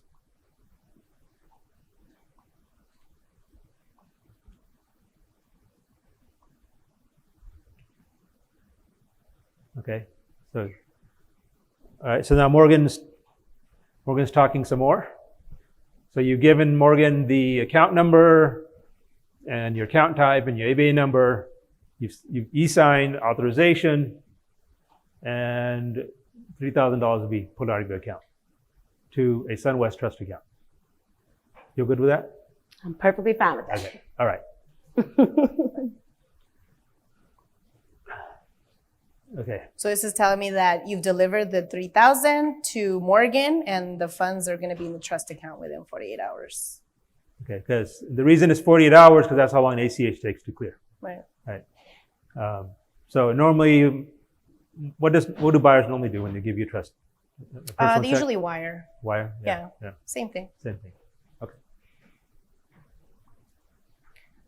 Okay. So now Morgan is giving Perla instructions. So remember now, at this point, the color has changed. So we're no longer in May's secure wallet. Now, so Perla and Ilena never saw your account information, right? Perfect. That's all private to you. Perfect. Okay. So now we're back in the public or the group chat, group conversation, and Morgan is basically saying, Send the offer and copy me. right, Yeah, so you got to copy Morgan. right. Yep. So bottom line is when you all do an offer, it's almost always you use DocuSign, right? Right. Right. And so Morgan you saw earlier, Morgan has its own integrated e-sign built into Morgan, but it's also integrated with the major e-sign systems like DocuSign. So all you got to do is when you send the offer out, you CC Morgan at SWMC. So when that way Morgan knows everything that happens on that offer. Okay. Excellent. I've emailed the offer to both of you. Right. Okay. That's the offer. Right. Okay. So you email the offer. Yeah. And the offer, the email You came say up. yes. Now you got the offer. I got the offer, and I say Sign the yes. offer. Yeah, Let's move forward. Yeah. Okay. You opened your email, you clicked it, and you signed it. Okay.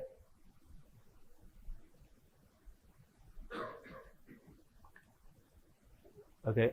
So because Morgan was CC'd on the offer, okay, when she signed it, Morgan got notified, and she took the offer. Now that Morgan has the true approval, the $3,000, and the offer, right? They're all now permanently, immutably stored on the blockchain. All of that information. So no one can change it. No one can say you didn't make that. What are the things that could go wrong in this process, in this communication problem? The communication in a normal transaction? Yes. in a normal- The earnest money sometimes doesn't get delivered, which makes the transaction fall through. Or, one of the parties to the transaction doesn't end up signing it, so you don't have it fully executed. Those are the things that you have to double check when you're making them. Yeah. And what about communication problems you'll hit sometimes? Yeah, communication problems is you have to physically communicate with every party involved, right? If there's 2-3 borrowers and then the listing agent. So this in the blockchain just keeps everything so everyone transparent. Everybody knows what's going on. Exactly. Okay, so Morgan received it, put it all together, put it on the blockchain. It's all bound together, right? The money, the true approval, and the offer. Right. Okay, but all that is at this point, it's not a purchase contract, just an offer because the seller hasn't accepted it. Right. Okay, so let's see. Do you think the seller's going to accept this offer? Yes. Right. So now, may want to take another look at her true approval. So she take a look at it. Take a closer look.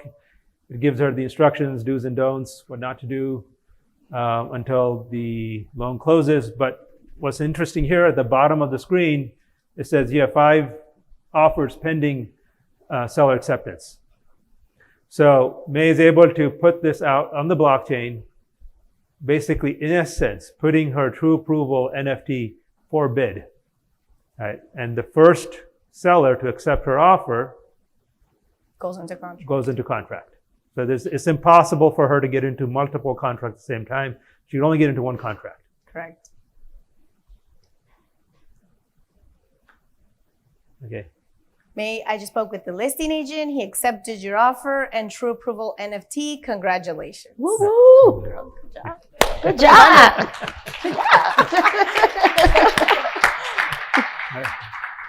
You own a $300,000 home and I'm in heaven. Yeah. It's always been a dream of mine. Right. And then One of the things I want y'all to pay attention is the loan officer didn't have to do any work here. Yay! Just for a few minutes in the beginning, right? Quoting the rate, right? The most important thing a loan officer do, why is a loan officer licensed, is to quote rate and terms, Right. and to advise on when to lock, right? That's what the loan officer did. Right. What's the most important thing that the realtor has to do? Make the offer. Make the offer, Yeah. right? And advise the borrower that, no, that's not, that house has got this problem, that problem, this problem. Right. I'm not sure you should think. Right. I think you should rethink about that. Yeah. I don't like that timing.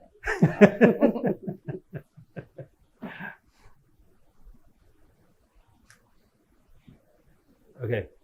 So, after Perla spoke to the listing agent, and the listing agent accepted the offer, because Morgan was CC'd on the DocuSign, Morgan was automatically notified, right, that the seller accepted the offer, Right. right? So now Morgan responds into the group messaging system that your true pool of NFT is now committed to the purchase of this property, and the transaction is securely recorded in the blockchain, right? And you will own this property in a few days, just as soon as the appraisal, right, and title is received and verified. Okay, now here's some other magic. We have something called early PIW, which we didn't show this because the script is already too long. They're tired of standing up here. So for many cases, you can avoid the appraisal altogether. And we do this all the time. Now, in this case, maybe it was a VA borrower, zero down. There's no PIW for a VA purchase. Okay. But as you all know, there's PIWs for many loans. And there's an ability before the offer is submitted even to find out whether it's eligible for PIW. So and Morgan can check that for you. And if it's eligible for PIW, it would submit the offer with no loan contingency and no appraisal contingency, right? Then the only contingency really there is title, right? And that's it, okay? So basically, with this done, your property will close in a few days. You'll be an owner in a few days, right? And as soon as the appraisal and the title reports back, Morgan will receive it. Actually, Morgan will hand it over to Kumar, the underwriting engine, to review the appraisal and title. It's all automated. The review, when we receive an appraisal and we receive a title, we take the data, and it's an automatic review, right? There's almost no human touch to it, okay? And so it's done very quickly, okay? And you can own this property. Is there anything else after this? Great. Who says great? May says great. What happens after that? Is there anything? Is that the end of this?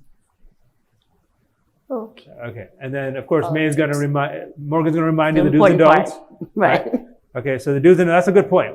Okay, don't get hit by a bus, May. Don't get hit by a bus. Don't go out and buy a car. Right. Don't change jobs. But why would I? Because I just got a raise. It makes no sense. Right. So that's the people ask. Okay, well, when does the guarantee not the guarantee? Right. If May gets hit by a bus. Right. Obviously, there has to be a borrower at the time of closing because you still got to sign. Right. So no buses. I have a quick question, Pavan. So when you actually get a waiver, right? Because Morgan does everything within a few minutes. It underwrites, it processes, it does everything. What's the turnaround time? If I make this offer and May gets a waiver, what does a turnaround time look like? Okay, so that's a good question. So first of all, the waiver, if you think back at the beginning of the script, May got the waiver before the offer was made. Right. So you as a realtor have complete certainty of what's going to happen. Right. Right. So now what's the turnaround time after the offer is made with the waiver? We're closing loans in 8 days, 10 days, right? It's as long as it takes to get the appraisal and the title back. Unless we have a waiver. Do we have a waiver? If you have an appraisal waiver, right. If you have a PIW, and remember you would get the PIW waiver right. before You make the offer. before you make the offer. Right. Then, as long as it takes to get the title back. So like And, 7 to 8 days. for those loans, we're ready to close in like 2 or 3 days, because you usually get title back in 2 days. It doesn't take, Yeah. most titles are electronic, right? So, Because I saw Jennifer close one in 7 days. That's Right. why I was asking. right, you gotta wait the 7-day trade Yeah. trade waiting period. So even though, and we close, sometimes we close them in 5 days. Right. There's a trick to that, because there's a way around, not around the trade rule, but there's a way to do it and still be in the trade rule. So about a week, give or Yeah, take. you can, if no appraisal waiver, you can definitely do it in a week. Wow. Okay? And that's it. You own the house. $300,000 in Corona. You're all invited to Right. the housewarming. Bring a bottle. Right? And it's so easy to be a loan officer with this system. Yeah, you can just chill. That's it. Perfect. Thank you. All right. Congratulations. Thank you. Best realtor ever. Who remembers "Walk Like an Egyptian" song? Yeah, you walk like an Egyptian. Right. What does Egypt have to do with blockchain, crypto, and NFT? Anybody want to take a guess? Hieroglyphics. That's a good guess. All right. So what if I told you? Would you be surprised if I told you that the NFT technology, right, which is all the rave today, how much of those NFTs with the monkeys, how much are those selling for? Like a lot of money, right? What is that called? Yeah, Bored Ape, right? Yeah, who's heard of Bored Ape NFTs? Yeah. How much does it sell for? It's like a lot of money, right? Yeah. All right. And what if I told you that technology is actually 4,000 plus years old? Right?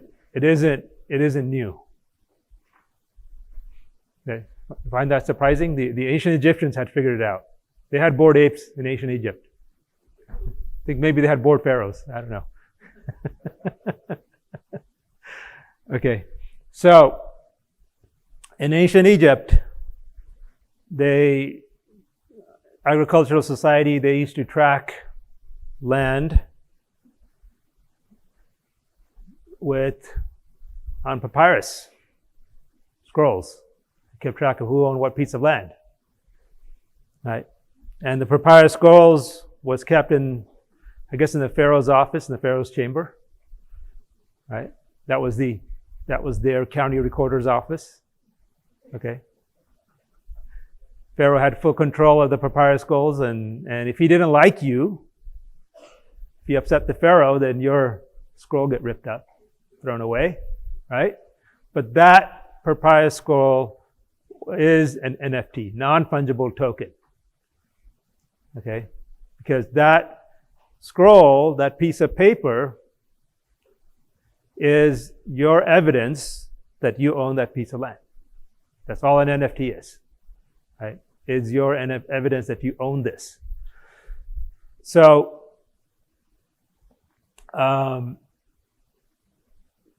fast forward 4,000 years, here we are today. Instead of papyrus scrolls, which is under a central registry, which is not much different than a recorded security instrument, right? It's in a central registry. It's a piece of paper in a central registry, and you hope the Pharaoh keeps it safe, right? And we had a situation I think there was a year or two ago, a situation in the county in Louisiana where their server crashed with all of the recorded security instruments. And there was no backup, right? I'm not sure whatever became of that and if they ever figured it out, right? So that's the problem with the old technology. And if you wanted to ever see it, you got to go to the Pharaoh's office and ask him for it, to go through the bureaucracy, and hopefully he's in a good mood and the Pharaoh says, yes, here's your document, right? And yes, you do own this. And if there's ever a fire or something, your you're toast, right? And it's not really very public because it's hard to get this information. Okay, and title companies have done a great job of keeping this information on their servers and keeping track of it all. And they make fairly, there's a lot of technology out there that makes it fairly accessible to figure out who owns what, right? But it's all done through different services, different service providers. And we're not really talking about today, we're not talking about changing how security instruments are recorded, but what we're talking about is how do we take that same blockchain technology and apply it to the purchasing of a house. Okay, so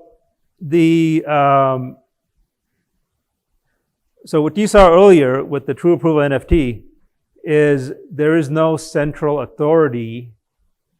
Right? When you get a true approval on the blockchain, there is no central authority of keeping track of that. Right? It's in the public. Right? It's secure, it's in the public, and everyone can see it. Everyone can see your true approval. Everyone can see how many houses you bid on. Okay? And when you execute that smart contract, right, it's instantaneous, right? That you execute the smart contract and you accept the seller, is bound, is closed, right? And no other sellers are going to get confused or mixed up. Okay, so what we've done is taken 4,000 euro technology, added some computer technology to it, open ledger, blockchain technology, and now it's accessible to everybody. The real estate market is an interesting market because it is, it's like multi-trillion-dollar annual market, and all the transactions that happen is person to person, all what they call over the counter. It's all person to person. Right? It is the ideal market for blockchain. It's completely decentralized. Right? And if it's completely decentralized, you need to store the transaction, how that transaction is happening, when it's happening, who it's happening with. You need to store it in a decentralized open ledger format. And that's what these true approvals, that's what the NFT is all about. So you make a true approval, you get a true approval, SunWest issues the coin, it's guaranteed, there's real money behind it, right? Not crypto money, but real money. Right, remember, this isn't about crypto, this isn't about Bitcoin or Ethereum. I don't own any of that stuff. Right? This is about taking blockchain technology and making it do real work. Right? It's about bringing, yes. Excuse me? What does it stand for? Oh, it stands for non-fungible token. Right? So non-fungible means that this token is not the same as that token. Like if you have 2 quarters, they're fungible because you can replace 1 quarter with another one, right? So a quarter is a quarter. But an NFT means this is only one, right? So if you have a true approval NFT and your friend has a true approval NFT, they're not swappable because yours is just for you, right? Because your approval is yours and your friend's approval is his, right? You can't interchange the two. And if you make an offer to a seller with that one and the seller accepts it, then it's bound on the blockchain and it's permanent and it's permanently recorded. And because of the nature of the contract, you are required to, you only have 2 choices at that point. Either close, right? Or if you back out, you lose your earnest money deposit. And it's automatic, right? Because your earnest money deposit, your commitment to fund, right? Your SunWest true approval, and the purchase contract, okay? All 3 of those are on the blockchain, is committed, is public. There's no way around it. So once you hit accept and you say, yes, I want to buy this property, and yes, Now we kind of did it kind of a little bit lightly, where May just saying yes, I want to put in an offer on this property, and simple yes, almost too easy. Just type in yes, tell Morgan yes, and I've got the I've accepted the contract, right? But there is real responsibility, real money that's trading hands. Okay, and real obligation as a buyer. Once you click those little buttons and say yes, you're obligated to perform and execute, right, and make the mortgage payments afterwards, and all of those kinds of things, right? Right. So don't let the simplicity and the ease of this fool you. Like there's real responsibility, right? The technology has made it so that buyers and sellers can come together more readily, so that listing agents, in this example we didn't show it, but we could have asked Morgan, and Morgan invite the listing agent. And Morgan could have pulled the listing agent into the conversation, so everyone's talking at the same time, right? Right? Listing agents, selling agents, the loan officer, the borrower, right? They're getting connected in real time, wherever they are, right? In this example, they were all in one place, but in real life, it doesn't work that way. Everyone's somewhere else. At 8 a.m. every morning, when your borrower gets the true approval, I'm sure your borrower is at home and you're somewhere else, right? At home or an appointment or something like that. And yes, it does. And if we go back and look at the slides, when the loan officer, Ilena, pressed the button, yes, go ahead and process it. Okay. The first thing, if you look at this, it says, I'm going to do these, 520 things. The number one most thing that it listed out was disclosures. Right? It will automatically send the disclosures to the borrower. Right? So when you hit the button, the processor, it does about 20, 30 things. Okay? And it all happens in minutes. Right? And the most important thing it does, one of the most important things it does is send the disclosures to the borrower. And on a TBD, when you don't have a property, it sends early disclosures, right? It sends you don't have to send disclosures then, but communication is key.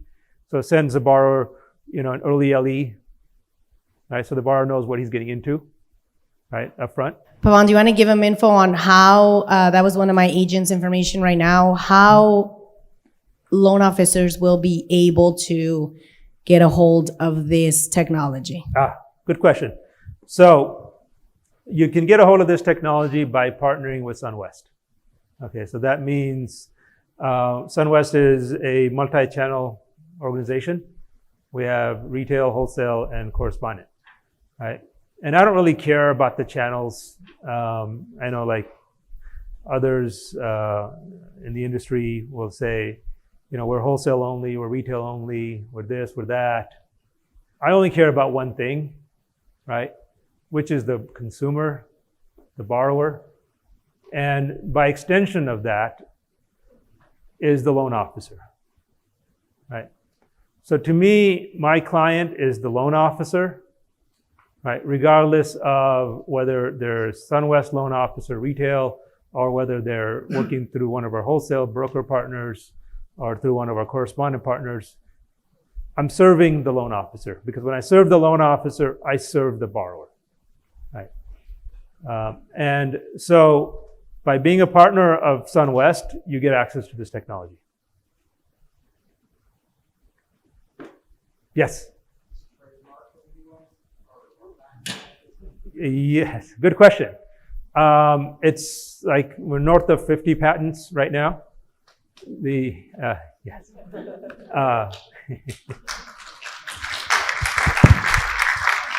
We have patents in the U.S., Canada, UK, and India.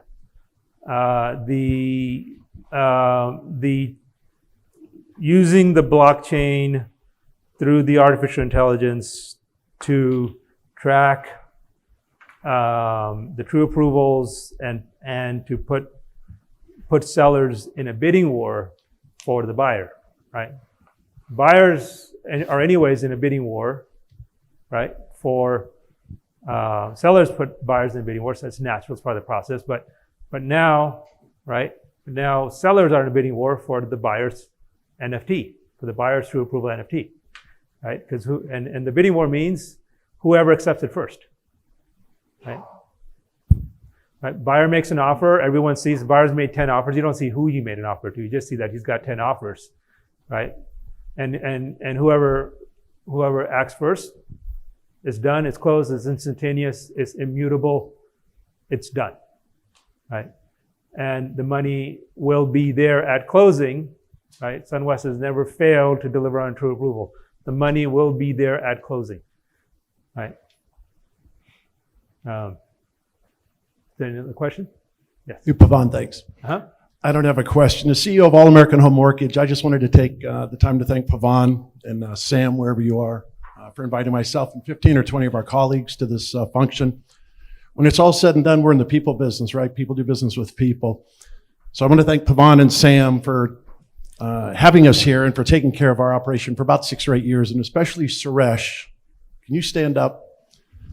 This gentleman here takes care of everything at All American. Our team can call him morning, afternoon, or night, and Suresh is always there. And there are very few fires, but when a fire comes up, we know that we have the head of the fire department to put it out. Sam and Pavan, congratulations on your new quest here with blockchain and its programs. We just know that we represent 47 institutional lenders, and SunWest is one of the top 2 or 3 in our product box. So for those of you who are here for the first time and don't know SunWest, it's all about people and it's all about integrity, right? Integrity is what a man does when nobody is watching. SunWest, if something comes up and they need to fix it, they will fix it. The same can't be made about a lot of other companies that have 1-800 numbers, that there's just nobody at the other end of that phone when there's a problem. So again, thanks for Pavan for having ourselves and our team here for the presentation. Congratulations. Thank you, sir. As a Marine, we appreciate your service.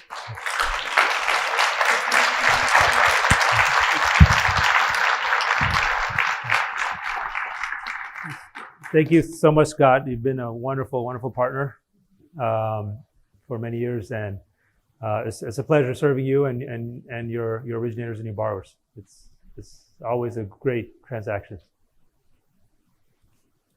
Any other questions? Yes. Hey, I have a question on the actual money transfer at closing. That's not done through any sort of actual blockchain technology. Is it actual wire that goes to escrow, or are escrow companies accepting payments from an alternative source that you're providing? That's a really good question. So pretty much Fannie Mae came out with guidance, I don't know, 2 months ago, 3 months ago, where basically they said they're not going to accept crypto assets and not to consider crypto assets. So no, there is absolutely no crypto, what everyone thinks about crypto as Bitcoin or whatever, crypto money. There's no crypto money involved in this in any way. This has nothing at all to do with crypto money. Right? This has to do with underlying really, really important technology, which is blockchain. And just to put it in perspective, and I'm going to get to your complete question in a minute. To put it in perspective, blockchain today is where the internet was in the early 90s, right? And the internet in the early 90s was like really only used by the scientific community to exchange some emails. They're used by Department of Defense, obviously, and to share information on papers and so forth, right? And back then it was sort of, people were thinking about, this could be used for commerce. We don't know how, but it could be used for commerce, but gee, isn't this fun? Right? Gee, isn't this fun that we could share documents, right? So blockchain is similar, right? Gee, isn't this fun? We can make our own money on it. Okay, and I'm not trivializing it. It's $1 trillion+ market cap of crypto money out there, but I think the next act for the blockchain, right, is not the next act for blockchain goes well beyond crypto money, right? All forms of crypto assets. The next act of blockchain is to use the technology for real commerce, right? And use it for what was meant to be, which is meant to equalize society. It's meant to take away central control, right? There's a reason, the reason we got the hieroglyphics up there, right? Do you want the pharaohs of the world to control your destiny, right? Do you want your documents, your information, right? Who you are, controlled by the pharaohs of the world? Right? That's the question you gotta ask yourself. If you want freedom, right? If you want to be in control of your own destiny and not have to be dependent on some other authority to say whether you can or can't do this, right? Or making sure that they do their job right so that you don't lose track of your property or lose track of your contract or whatever it is, right? Then you should be all in on blockchain technology. Right? Blockchain technology means everybody can see and be certain who did what, right? Means every transaction can be connected. You can trade with each other without having to go through some central clearinghouse, right? Those central clearinghouses today have a tremendous amount of power over your lives. You just don't realize it. They do it in a very nice way, but they do have an immense amount of power over your lives. With blockchain technology, that power gets shifted from them to you.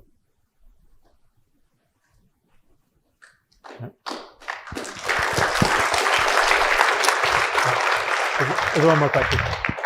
Question, Pavan. I just moved to SunWest 3 weeks ago, and I've been happier. My name is Emily Maybrook, and I used to live here in Las Vegas for 25 years. Originated for 18 years here, and now I'm in Chicago.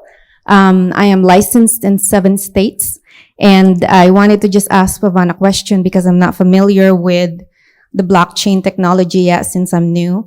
In the scenario you have provided where the borrower is giving the $3,000 earnest money, normally that money is being deposited into escrow in a trustee state like Nevada. Do we then advance it to escrow? Yes. So Morgan holds on to the money in a SunWest trust account. SunWest is a licensed trust escrow agent in every state we do business in, which is 48 states plus Puerto Rico. So we are allowed to hold that money.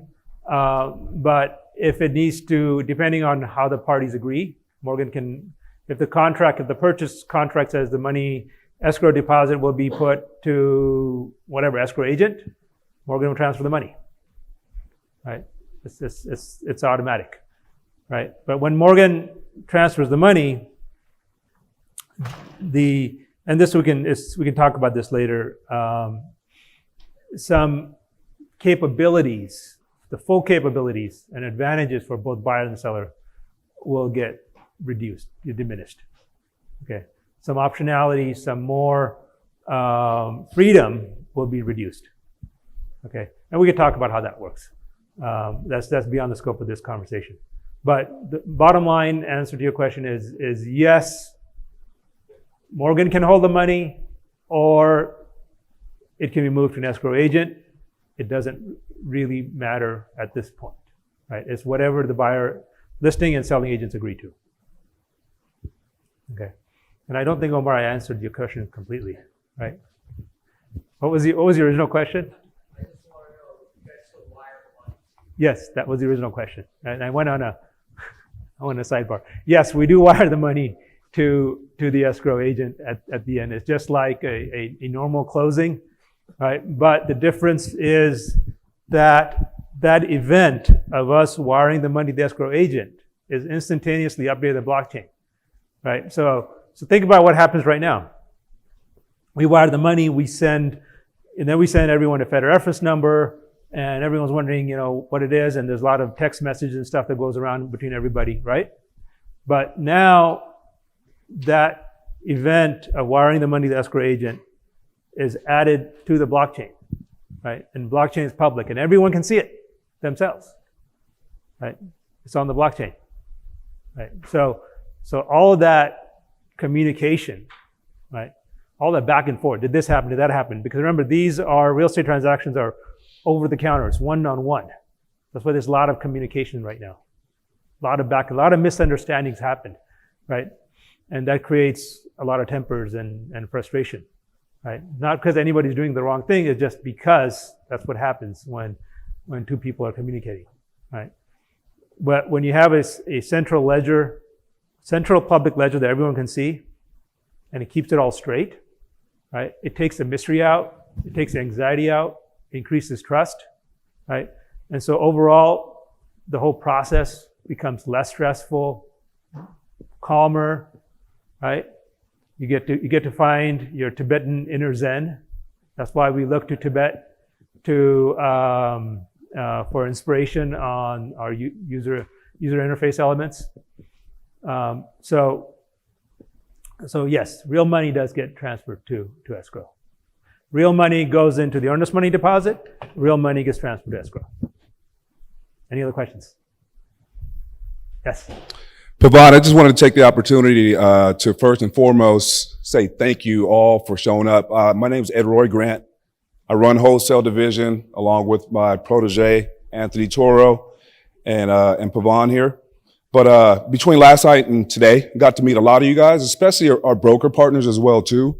Really, really appreciate the business you guys send us. Kudos to Suresh. I love hearing that type of stuff as well too. Been here for going on 10 years, and there's a reason why. Because we're always advancing. We're always moving forward and trying to have that edge against the competition. I think we're in a lane now where we really have no competition. So it's going to take each and every one of us to continue using this technology. And from there, hey, we're going to continue being number one. So again, I just want to thank you for everybody who I've met today. Now I finally get to see faces, the names and things like that. It's been a great time. And hey, let's use this technology. Pavan's got that mind, that gifted mind, and is always putting out, good success stories as well too. All right. Thank you guys.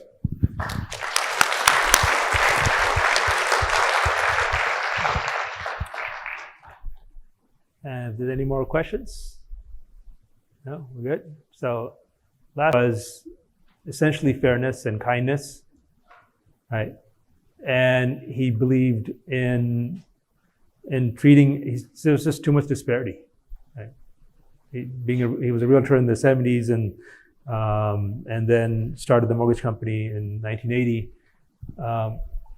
And why shouldn't everyone get the same deal? Why shouldn't everyone be treated exactly the same way?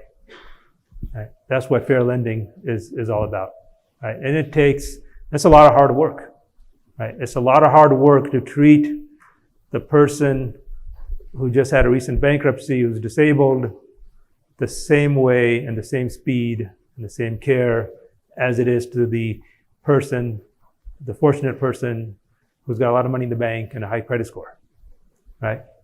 Those are just different situations in life. I've seen plenty of people go from one end to the other end and back. It doesn't make you you're still the same person. You still deserve to be treated with the same amount of care and love and attention, right? But to do that and to deliver that consistently as a corporation, as a society, as a team, takes a lot of work. Right? And it's hard work and takes a lot of innovation, and we're going to make use of all the tools that we have available to us to deliver that. And what you saw here today was a new tool, an amazing new tool that breaks away all of the barriers that impede equality, all the barriers that flies against the face of egalitarianism, which is what this country was built upon. Basic core foundation of our Constitution is egalitarianism, right? And there's always a pharaoh, there's always a wannabe pharaoh that wants to take that away from you, that wants to insert themselves in some position of control of commerce, of control of your life. And more we can come up with technologies that make that more difficult and impossible for someone to do, technology that's distributed, that's in the public's hand, right? The internet did move the whole human race by, right? Because it put information in everyone's hand, Right. Now we're going to put transactional data, money in everyone's hand, in essence. Get your lunch, come back here, sit down and eat. It's a feast. So enjoy yourselves again. A big round of applause for Pavan and Morgan.